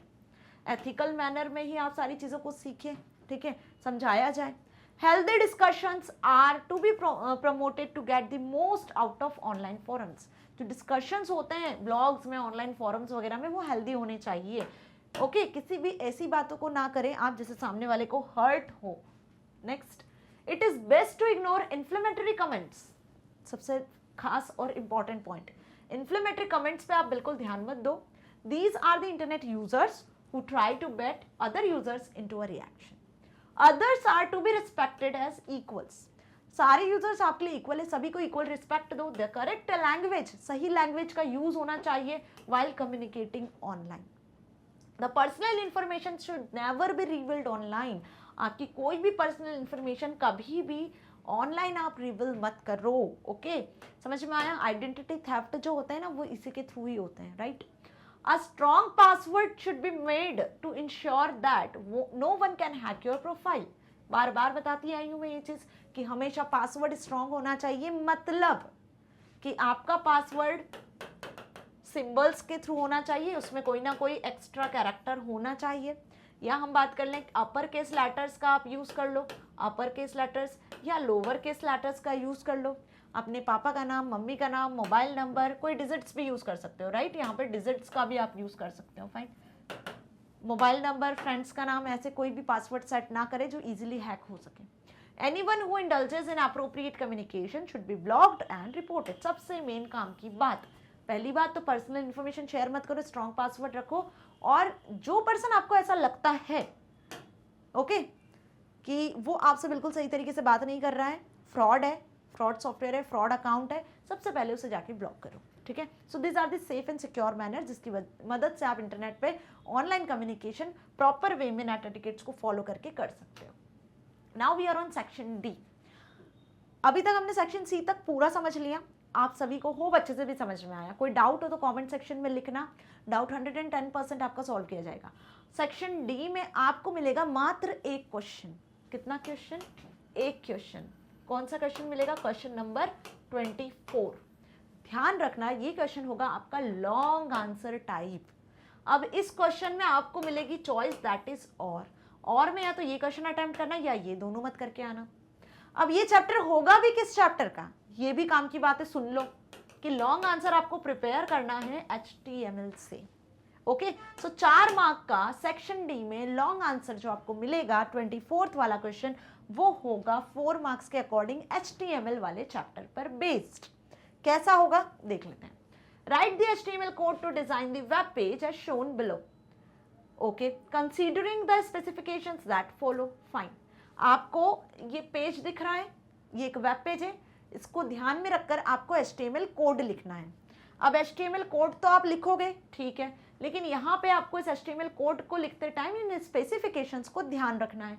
अब इन स्पेसिफिकेशंस में भी ये ध्यान रखना है आपको कि 5 स्पेसिफिकेशन दी हुई है, जिनमें से आपको कोई 4 स्पेसिफिकेशन को ही सॉल्व करना है। तो कोड जब आप लिखोगे तब इन 5 में से कोई भी 4 स्पेसिफिकेशन का यूज करना है आपको अपने कोड में, ठीक है? क्यों? क्योंकि ये जो क्वेश्चन है वो कितने मार्क का है? 4 मार्क का है। ओके, चलो देख ले स्पेसिफिकेशंस। स्पेसिफिकेशन देखने के पहले हम वेब पेज को पहले देख लेते हैं ना, ताकि आपको स्पेसिफिकेशन अच्छे से अब क्लियर हो जाएंगे। देखो क्या दिया हुआ है, ये एक वेब पेज है। यहाँ पे ये आपको शो हो रहा है टाइटल, ठीक है? टाइटल बार में माइक्रोसॉफ्ट इंटरनेट एक्सप्लोरर सॉफ्टवेयर का आप यूज कर रहे हो, फाइन। एड्रेस बार में आपकी फाइल का एड्रेस शो हो रहा है, ठीक है। अब आ जाते हैं हम वेब पेज के बॉडी पर। तो बॉडी टैग में आपको क्या दिख रहा है? लॉज ऑफ मोशन लिखा हुआ है, बोल्ड वे में शो हो रहा है, ठीक है। इसके बाद देखो फर्स्ट लॉ ऑफ मोशन लिखा है, उसकी डेफिनेशन लिखी हुई है, ये भी बोल्ड वे में शो हो रहा है। सेकेंड लॉ ऑफ मोशन लिखा है, उसकी डेफिनेशन है। थर्ड लॉ ऑफ मोशन, उसकी डेफिनेशन है। एट द लास्ट आपको एक लिंक दिख रही है, गो टू टॉप। ओके, सो ये वेब पेज कुछ इस तरीके से क्रिएट है। अब इसके लिए कोड लिखना है हमें। ओके, तो यहाँ पे कुछ 3 डेफिनेशंस हमें दिख रही हैं, कुछ टेक्स्ट बोल्ड दिख रहा है और प्रॉपर अलाइनमेंट के साथ दिख रहा है, मतलब ये कुछ पैराग्राफ्स आपको यहाँ पे दिख रहे हैं। और गो टू द टॉप मतलब आपको लिंक क्रिएट करनी है। तो लिंक के लिए हम क्या करते हैं? एंकर टैग का यूज कर लेते हैं। ओके, अब स्पेसिफिकेशन देखते हैं। First, title of the web page should be laws. तो वो वेब पेज है जिसका टाइटल क्या होना चाहिए? लॉज। तो आपको पहला स्पेसिफिकेशन हेड टैग में क्या स्पेसिफाई करना है? टाइटल स्पेसिफाई कर देना है। टाइटल टैग की मदद से आप लॉज को स्पेसिफाई कर पाओगे। इस तरीके से समझ में आया? देन हेड टैग क्लोज हो जाएगा। तो हमने पहले स्पेसिफिकेशन के अंदर जान लिया कि आपको हेड टैग में टाइटल स्पेसिफाई करना है और टाइटल लॉज देना है। Second specification, use medium heading. Medium heading size, heading का साइज क्या रखना है? Medium. For words laws of motion, first laws of motion, second law of motion, first law of motion and third law of motion, ठीक है? जो हमने 3 definition देखी उनके लिए हेडिंग्स जो थी बोल्ड थी, देखा था ना हेडिंग जैसे दिख रही थी, वो हेडिंग कैसी रखना है? आपको मीडियम रखना है। तो मीडियम के लिए हम किसका यूज करते हैं? H3 टैग का अभी बताया। H1 largest heading, H6 smallest heading, medium heading. H3 tag में आप लिखोगे सारे ये जितने भी डेफिनेशन के नेम थे वो। Specification 3, use small heading for rest of all सब text part of main headings. मतलब यहाँ पर ये जो आपने हेडिंग यूज किया है, फर्स्ट लॉ ऑफ मोशन, फिर उसकी डेफिनेशन जो लिखी हुई थी, जो कंटेंट लिखा हुआ था, उसके लिए आपको स्मॉल हेडिंग का यूज करना है। तो स्मॉल हेडिंग मतलब आप H6 हेडिंग टैग का यूज कर लेना। स्पेसिफिकेशन 4 देखो, create link of words go to top. Okay, go to top के लिए लिंक क्रिएट करना है तो एंकर टैग की मदद से गो टू टॉप पर लिंक क्रिएट कर देंगे। यहाँ इंटरनल लिंकिंग हो रही है कि पेज के टॉप पे आपको पहुंचना है। ओके, स्पेसिफिकेशन 5 देखो, set background colour of web page is pink. Fine, web page का बैकग्राउंड आपको पिंक सेट करना है, तो बॉडी टैग में आपको बीजी कलर में क्या सेट कर देना है, बीजी कलर में आपको पिंक कलर सेट कर देना है। फाइन, सो इतना क्लियर हुआ, सारी स्पेसिफिकेशन हमने ध्यान से देख ली। इन पर बेस्ड जो टैग्स हैं जिनका यूज करना है हमें कोड में, वो भी हमने अच्छे से देख लिया, समझ लिया। काम की बात, इन 5 में से कोई भी 4 ही करना है।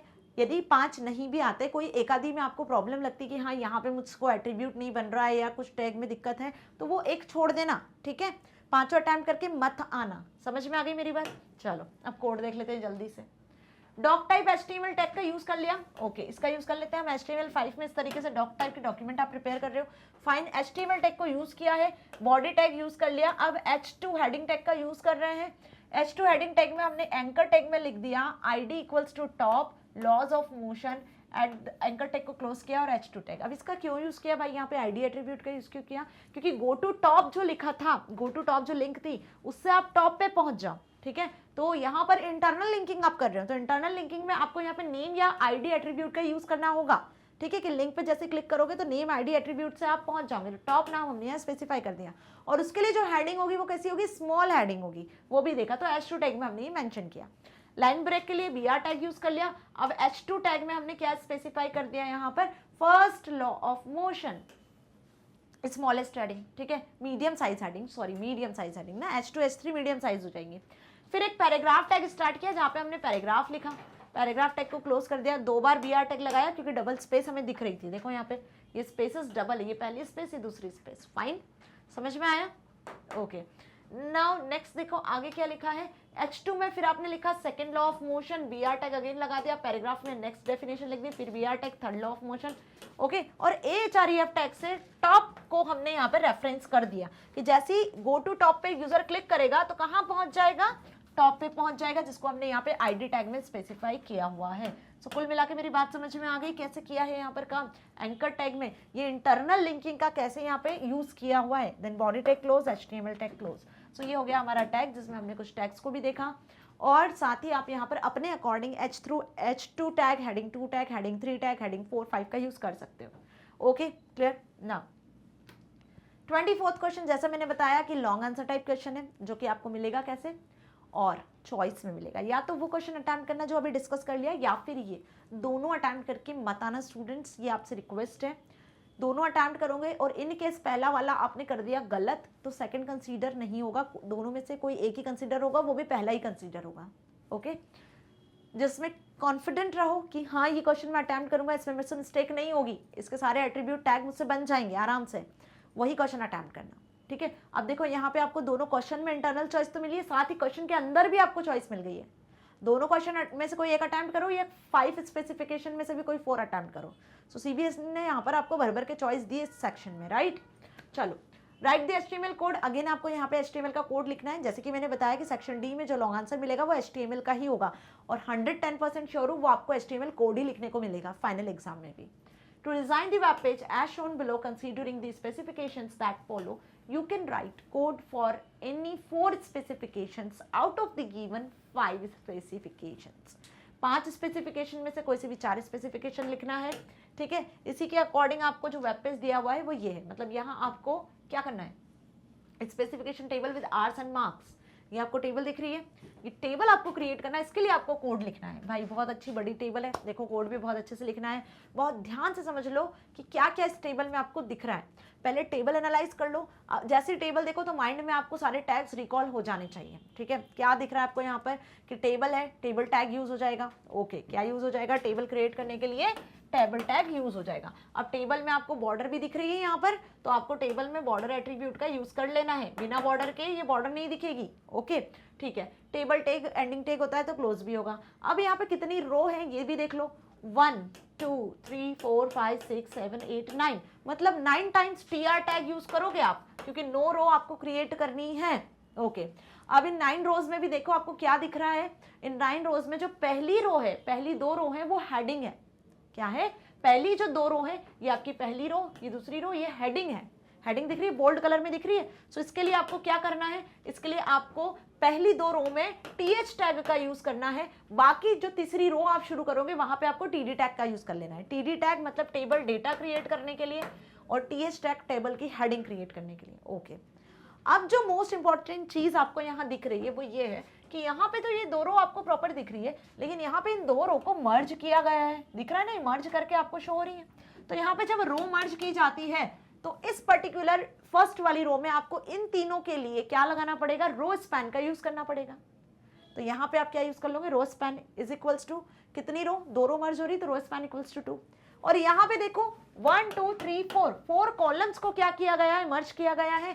पहली रो में 4 कॉलम्स को मर्ज किया गया है, तो यहाँ आप क्या लगा दोगे, कॉल स्पैन।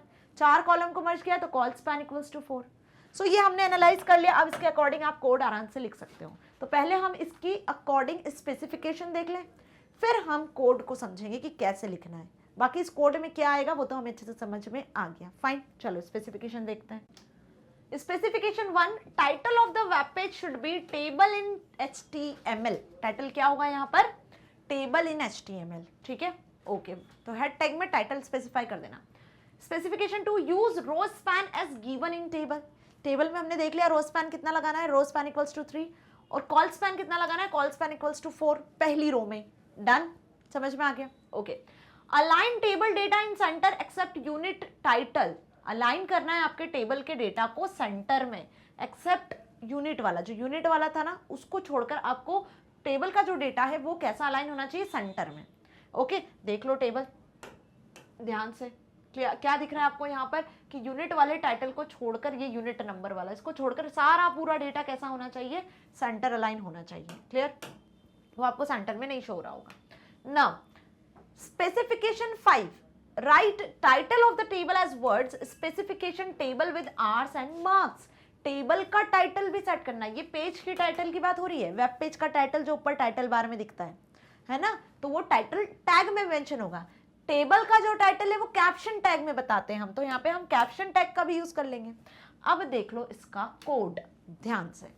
HTML टैग को स्टार्ट किया, बॉडी टैग स्टार्ट किया, भाई यहाँ टाइटल स्पेसिफाई नहीं किया है तो आपको हेड सेक्शन बनाना होगा। हेड सेक्शन में आपको टाइटल स्पेसिफाई करना होगा। क्या टाइटल रखना था वेब पेज का, स्पेसिफिकेशन में क्या लिखा था, टेबल इन HTML। फाइन, तो जब आप टाइटल टैग में लिखोगे टेबल इन HTML, फाइन, तो ऐसा लिखने से क्या होगा, पेज का टाइटल सेट हो जाएगा। और हेड टैग को भी क्लोज कर दो। HTML के बाद आपको ये मेंशन करना है। अब आ जाओ वेब पेज में, आपको बॉडी टैग के अंदर क्या स्पेसिफाई करना है, टेबल की बॉर्डर।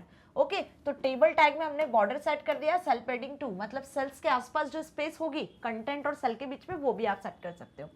फाइन, तो ये हमारा पहला स्पेसिफिकेशन यहाँ सॉल्व हो गया। ये दूसरा स्पेसिफिकेशन कि कैप्शन आपको सेट करना था टेबल का, जो नाम था टेबल का, specification table with hours and marks. So caption tag में आप स्पेसिफाई करें, इसको क्लोज भी करना कैप्शन टैग को। डन, समझ में आ गया।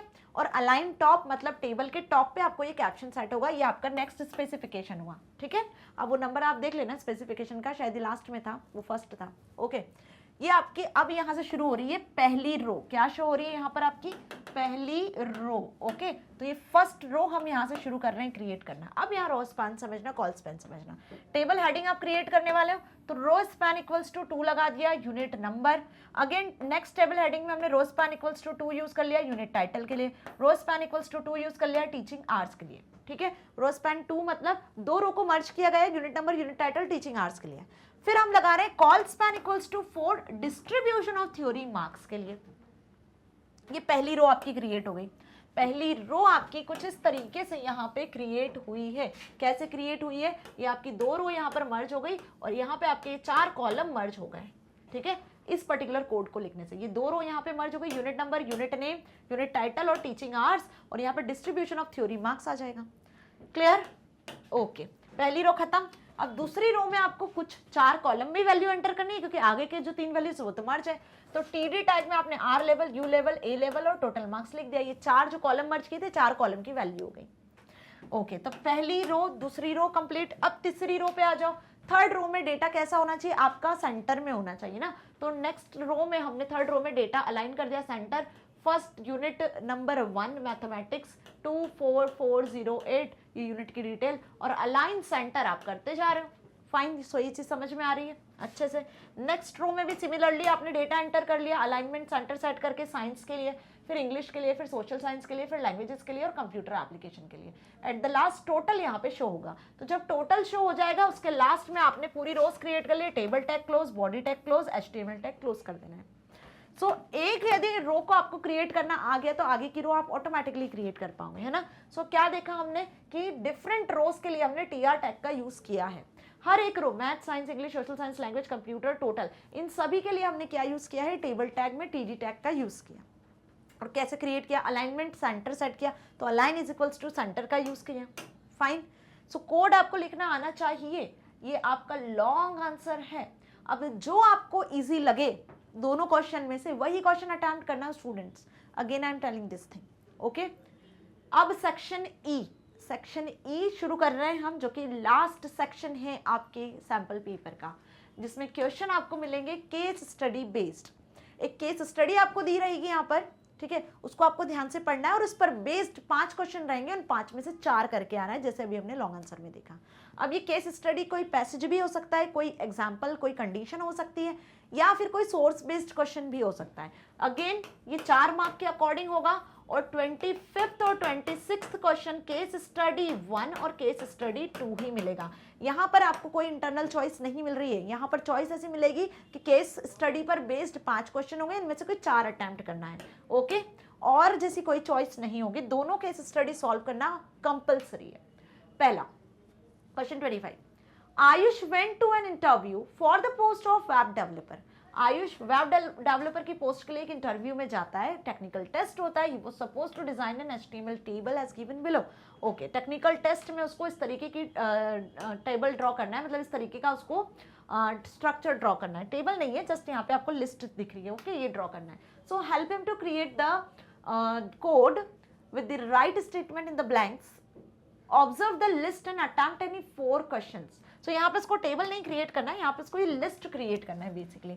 तो अब आप देखो कि इस लिस्ट को ध्यान से देख लो, ठीक है, कैसे आपको शो हो रहा है। यहाँ पे ये तो आपको एक हेडिंग शो हो रही है, welcome to Geeks of ग्रिक्स learning, ठीक है। पहली लिस्ट ऑफ अवेलेबल कोर्सेज, कौन कौन से कोर्सेज है यहाँ पे ध्यान से देख लो। ये कोर्सेज आपको शो हो रहे हैं, data structure, algorithm, web technology, aptitude, logic reasoning, programming language. अब ये आपको जो लिस्ट शो हो रही है ये बुलेटेड शो हो रही है, फाइन। तो HTML में आयुष को ये लिस्ट क्रिएट करनी है, इसका उसको एक टेस्ट देना है, फाइन। तो अब इसके लिए उसको कौन से टैग का यूज करना पड़ेगा, पता है उसे कि यहाँ पे जिस टैग का यूज होगा वो अनऑर्डर्ड लिस्ट के लिए UL टैग होगा। इन आइटम्स को स्पेसिफाई करने के लिए इसके लिए हम अंदर LI टैग का यूज कर लेंगे, एंड ये दोनों क्या है, कंटेनर टैग्स हैं, ओके।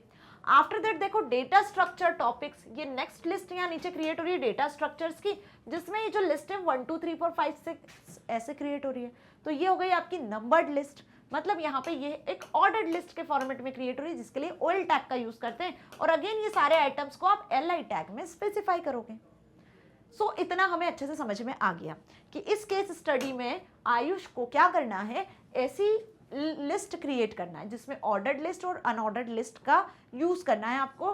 तो अब यहाँ पे कोड भी आपको मिलेगा, ऐसा नहीं कि आपको कोड पूरा लिखना है जैसा भी हमने लॉन्ग आंसर में देखा, यहाँ कोड भी आपको मिलेगा, बट कोड में आपको कहीं कहीं फिलअप मिलेंगे, उस कोड को आपको फिल करना है सही तरीके से, और वो फिलअप आपको 5 मिलेंगे, कोई से भी 4 ही फिलअप करके आने। तो है ना अच्छी चीज कि केस स्टडी भी दी हुई है, क्वेश्चन भी दिया हुआ है, आंसर भी दिया हुआ है, बस आपको वहां पे कुछ फिलअप्स करके आना है। तो क्या है कोड देख लो।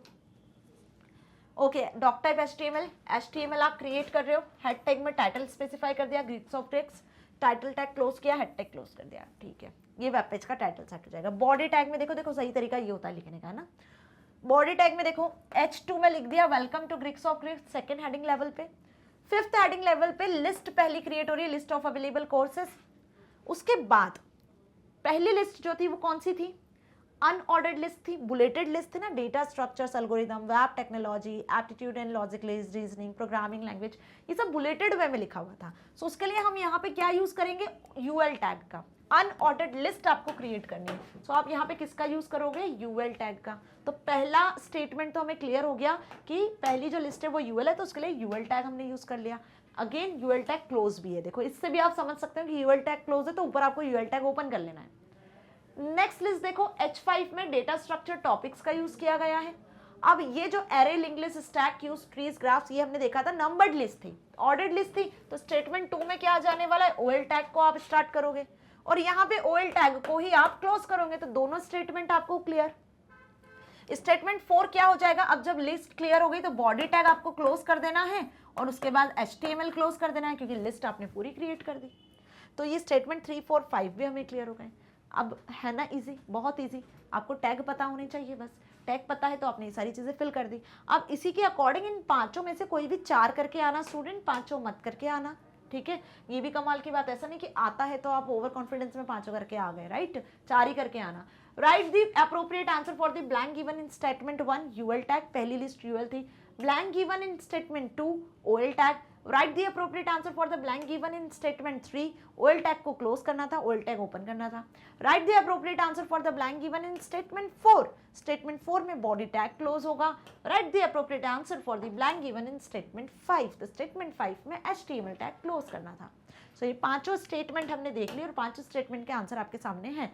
ये क्वेश्चन आपका 4 मार्क का है, आसानी से आप इसमें 4 मार्क लेकर आ सकते हो तभी जब आपने HTML के टैग्स को समझा है, उसके एट्रीब्यूट्स को पता किया है कि क्या किस टैग के एट्रीब्यूट होते हैं।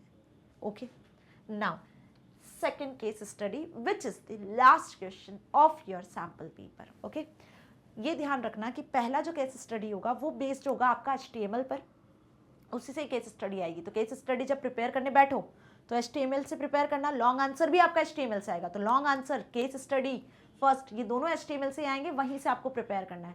लॉन्ग आंसर आपको और किसी चैप्टर से प्रिपेयर नहीं करना है, सिर्फ HTML से ही प्रिपेयर करना है। ओके, और केस स्टडी 1 भी HTML से आएगी। तो एप्लीकेशन बेस्ड जो क्वेश्चन हमने सॉल्व किए ना डियर स्टूडेंट्स, वही क्वेश्चन आपके केस स्टडी में पूछे जाएंगे, ध्यान रखना। केस स्टडी 2 आपको मिलेगी जिस चैप्टर से, वो है आपका cyber ethics. Cyber ethics chapter से आपको केस स्टडीज प्रिपेयर करनी होगी। क्या दिया हुआ यहाँ पे, JS is a Trojan distributed through malicious files hidden in emails and fake websites. Okay. In cases involving phishing, मतलब फिशिंग जो अटैक हमने पढ़ा था वो ईमेल्स के थ्रू ही होता है कि ईमेल्स में ऐसी अननोन रिसोर्सेज से लिंक्स आती है जो मैलिशियस लिंक्स होती है, जिस पे क्लिक करने से हो सकता है आपके सिस्टम हैंग हो जाए, डैमेज हो जाए, वायरसेस होते हैं उसमें, बेसिकली आपकी इन्फॉर्मेशन जो है, आपका ईमेल अकाउंट जो है वो हैक हो जाए। सो क्वेश्चन कुछ इसी तरीके से कि Jesus is a Trojan, Jesus क्या है, एक ट्रोजन है, डिस्ट्रीब्यूटेड थ्रू मैलिशियस फाइल्स, जिसका काम होता है मैलिशियस फाइल को डिस्ट्रीब्यूट करना लोगों के ईमेल्स तक फेक वेबसाइट्स के फॉर्मेट में। ओके, जिसको फिशिंग में इन्वॉल्व, फिशिंग का मतलब क्लियर है ना, एक टाइप का अटैक है। It is well known for propagating quickly and for कॉपिंग की स्ट्रोक्स। अब ये कैसे पता करता है, क्विकली की स्ट्रोक्स के फॉर्मेट में कि यूजर ने कौन सी की प्रेस की, तो हैकर्स जो होते हैं ना वो क्विकली पता कर लेते हैं कि कौन सी की प्रेस हुई है, तो उसके अकॉर्डिंगली वो ईमेल्स को या फेक वेबसाइट्स के फॉर्मेट में आपकी इन्फॉर्मेशन को हैक करते हैं। So which led it to be widely used in cases of credential and passwords theft. Basically यहाँ पर की स्ट्रोक्स को पता करके आप पासवर्ड को हैक कर सकते हो, क्रेडेंशियल्स पता कर सकते हो, so such as email account and bank accounts, right. Okay, so the JS attacks hit major companies such as Amazon, Bank of America and Cisco. The damage caused by ZIOS and its variations is estimated at more than $100 million since it was created in 2007. So ये line भी हमें clear हो गया, पूरा paragraph जो यहाँ दिया हुआ है वो हमने अच्छे से पढ़ लिया। ओके, कंडीशन समझ में आ गई। Now based on this information, answer the questions given below. आपको कोई भी 4 क्वेश्चन अटेम्प्ट करना है, 5 क्वेश्चन उस कंडीशन पर बेस्ड मिलेंगे। पहला question, are Trojans easy to remove, क्या ट्रोजन्स को इजीली आप रिमूव कर सकते हो? So Trojans horses are some of the most frustrating viruses that you can get on your computer. Not only are they easy to pick up, they are not always easy to find. इसको pick करना easy नहीं बल्कि इसको find करना भी बहुत difficult होता है। On the top of that, Trojan horses are irritating to get off the computer once they are here, however they are not possible, impossible to remove. ठीक है, समझ में आया? इनको रिमूव करना इम्पॉसिबल नहीं होता है, बट ये बहुत टफ होता है, डिफिकल्ट होता है उसको पता करना। ठीक है, क्योंकि कभी कभी आप कुछ चीज़ें ऐसी लगती है जो बिल्कुल आपकी जानी पहचानी जैसी होती है, लेकिन उसमें कहीं ना कहीं मैलिशियस सॉफ्टवेयर होते हैं। जैसे यदि हम बात कर लें एक वेबसाइट की कि SBI का वेबसाइट क्रिएट किया गया है, ठीक है, तो SBI का यूनो ऐप है, उसके थ्रू आप SBI को एक्सेस करते हो। ठीक है, एक जस्ट एग्जाम्पल लेते हैं, www.sbi.com, ये वेबसाइट है। अब फ्रॉडुलेंट वेबसाइट होगी, आज जनरली आपने ये देखा और क्लिक कर दिया, एक्सेस कर लिया, लेकिन जनरली जो फ्रॉडुलेंट वेबसाइट है वो कुछ इस तरीके से क्रिएट होगी, भाई डबल आई लगा दिया, ओके और यदि आपने ध्यान से नहीं देखा तो आपने इस पर क्लिक कर दिया। सो इनका पता लगा पाना ट्रोजन हॉर्सेस का थोड़ा सा डिफिकल्ट होता है, इम्पॉसिबल नहीं है, फाइंड करना इनको इजी नहीं होता है, okay. Next, is Zeus malware still active? Like many forms of malware, the Zbot was initially used to steal banking information. Zbot जो वायरसेस थे वो बेसिकली बैंकिंग इंफॉर्मेशन को स्टील करने के लिए यूज होते थे, ठीक है। सो however in 2011 the source code was released to the public, allowing multiple new variants to be created. The original code has apparently been retired, but new generations of Zeus trojans are still active today. ये Zbot का ही एक new version है जो आज भी active है, ठीक है, समझ में आया। Does Zeus have a virus? क्या ये एक वायरस है? So Zeus or Zbot is a Trojan horse malware package that runs on versions of Microsoft Windows. Okay, एक पैकेज है वायरस से भरा जिसे ट्रोजन हॉर्स कहते हैं। While it can be used to carry out many malicious and criminal tasks, it is often used to steal banking information by main in the browser keystroke logging or from bank grabbing. समझ में आया क्या समझाया है, क्या लिखा है यहाँ पे कि ये ट्रोजन हॉर्स का जो एक पैकेज है इसमें बहुत सारे वायरसेस सॉफ्टवेयर्स को मिलाकर ये एक हैकिंग सॉफ्टवेयर जैसा कुछ बनाया गया है जिसकी मदद से बैंकिंग की जो इंफॉर्मेशन है, बैंक का जो इंफॉर्मेशन है, जो मनी है उसको स्टील किया जा सके, specifically credentials, user ID, password को हैक किया जा सके की स्ट्रोक की मदद से, ठीक है, समझ में आया। Who created Zeus virus? ये किसने क्रिएट किया भाई? सो हैंजा बेंदलाज, ओके समझ में आया, इन्होंने क्रिएट किया है। The FBI detained over 100 people who were charged with conspiracy to perform bank fraud and cash laundering, 90 of them in the USA and the rest in Europe. Hamza Bendalj was reported as the mastermind behind Zeus. Okay so ये सा question भी पूछा जा सकता है। Dear students, आपको सारी चीज़ों से अवेयर होना है, ओके यहाँ पे आप सिर्फ नाम भी लिख कर आओगे, दैट्स ओके, क्योंकि आपसे सिर्फ इतना पूछा था who created, fine. Now what is Zeus Trojan removal, क्या होगा इसका remove? So it is malware that targets Windows users 2022 on your Windows 10। Basically Microsoft Windows को ही टारगेट करना इसका मेन मोटिव है। You might have installed adware और पब to remove it. You can try to check all suspicious installed programs on your computer. Zeus virus can be detected with dedicated tools. Make sure to use a malware remover app. तो इसके लिए आप या तो malware remover app का use कर लो जिससे ये रिमूव हो सके, और the best is antivirus software. Antivirus software को हमारे कंप्यूटर सिस्टम से हटने मत दो, टाइम टू टाइम अपडेट करो। तो ऐसे मैलिशियस सॉफ्टवेयर्स को क्या कर सकते हो, आप डिटेक्ट कर सकते हो, फिर आप मेलवेयर्स को रिमूव करने के लिए एप्स का यूज कर सकते हो, राइट। सो मेरी बात समझ में आ गई कैसा क्वेश्चन है और किस तरीके से पूछा है। सो केस स्टडी 1 आपको HTML से मिलेगा और केस स्टडी 2 आपको मिलेगा साइबर एथिक्स वाले चैप्टर से। साइबर एथिक्स से चैप्टर से कैसे क्वेश्चंस पूछे गए हैं प्रीवियस सैम्पल पेपर्स में हमने देख लिए हैं। इस तरीके का क्वेश्चन भी आपसे पूछा जा सकता है जो कि आज इस सैम्पल पेपर में हमने डिस्कस किया। सो स्टूडेंट्स, यहाँ पर आपको 5 में से कोई भी 4 ही करके आने हैं, बिल्कुल ज़रूरी नहीं है 5 करो, 4 मार्क का क्वेश्चन है, 4 ही अटेम्प्ट करके आना। ओके सो यहाँ पे फिनिश हुआ हमारा sample paper. Hope you understand all the questions. जिस भी किसी क्वेश्चन में यदि आपको डाउट लगा हो तो आप कमेंट सेक्शन में लिखना, आपका कमेंट जरूर पढ़ा जाएगा और आपके डाउट को सॉल्व किया जाएगा, क्योंकि ये सारे सैम्पल पेपर्स आपके एग्जाम की प्रिपरेशन को बहुत ज़्यादा स्ट्रॉन्ग बनाने के लिए बनाए गए हैं, ठीक है, ताकि आप अपनी एग्जाम की प्रिपरेशन बिल्कुल बोर्ड एग्जाम पेपर के अकॉर्डिंग कर सको, आप उस माहौल में पेपर की प्रिपरेशन कर सको, आपको लगे कि हाँ बोर्ड एग्जाम के पेपर को ही सॉल्व कर रहे हो। सो नेक्स्ट पेपर में हम मिलेंगे अनदर सैम्पल पेपर के साथ जिसमें कुछ और अच्छे क्वेश्चंस होंगे जिनके आने के चांसेस आपकी बोर्ड एग्जाम में 110% होंगे। सो स्टूडेंट्स, मैग्नेट ब्रेन्स आपको 100% free of cost education provide कर रहा है। साथ में आप कॉम्पिटिटिव एग्जाम की प्रिपरेशन भी कर सकते हो विद हाई क्वालिटी कंटेंट। कुछ लेटेस्ट न्यूज़ यदि आपको चाहिए तो उससे रिलेटेड आप हमारे फेसबुक, इंस्टा, ट्विटर पेज को एक्सेस कर सकते हो। और अब तो मैग्नेट ब्रेन्स आपको बुक्स और ई बुक्स की फैसिलिटी भी प्रोवाइड कर रहा है। सो लिंक डिस्क्रिप्शन में है, वहाँ पर आपको एक फॉर्म दिखेगा, उस फॉर्म को फिल कर देना। फॉर्म फिल करते से ही जिस किसी बुक को आपने फिल किया होगा उसकी रिक्वायरमेंट के अकॉर्डिंग टीम आपसे कंसल्ट करेगी और आपको बुक और ई बुक की फैसिलिटी प्रोवाइड करेगी। सो मैग्नेट ब्रेन्स पे आपको 100% फ्री ऑफ कॉस्ट एजुकेशन मिल रहा है ताकि आप अपने एग्जाम में बहुत अच्छे मार्क्स को स्कोर कर सको, साथ ही साथ अपनी लाइफ में कुछ बहुत अच्छा अचीव कर सको। मिलेंगे नेक्स्ट वीडियो में, till then stay here, stay happy, thank you so much.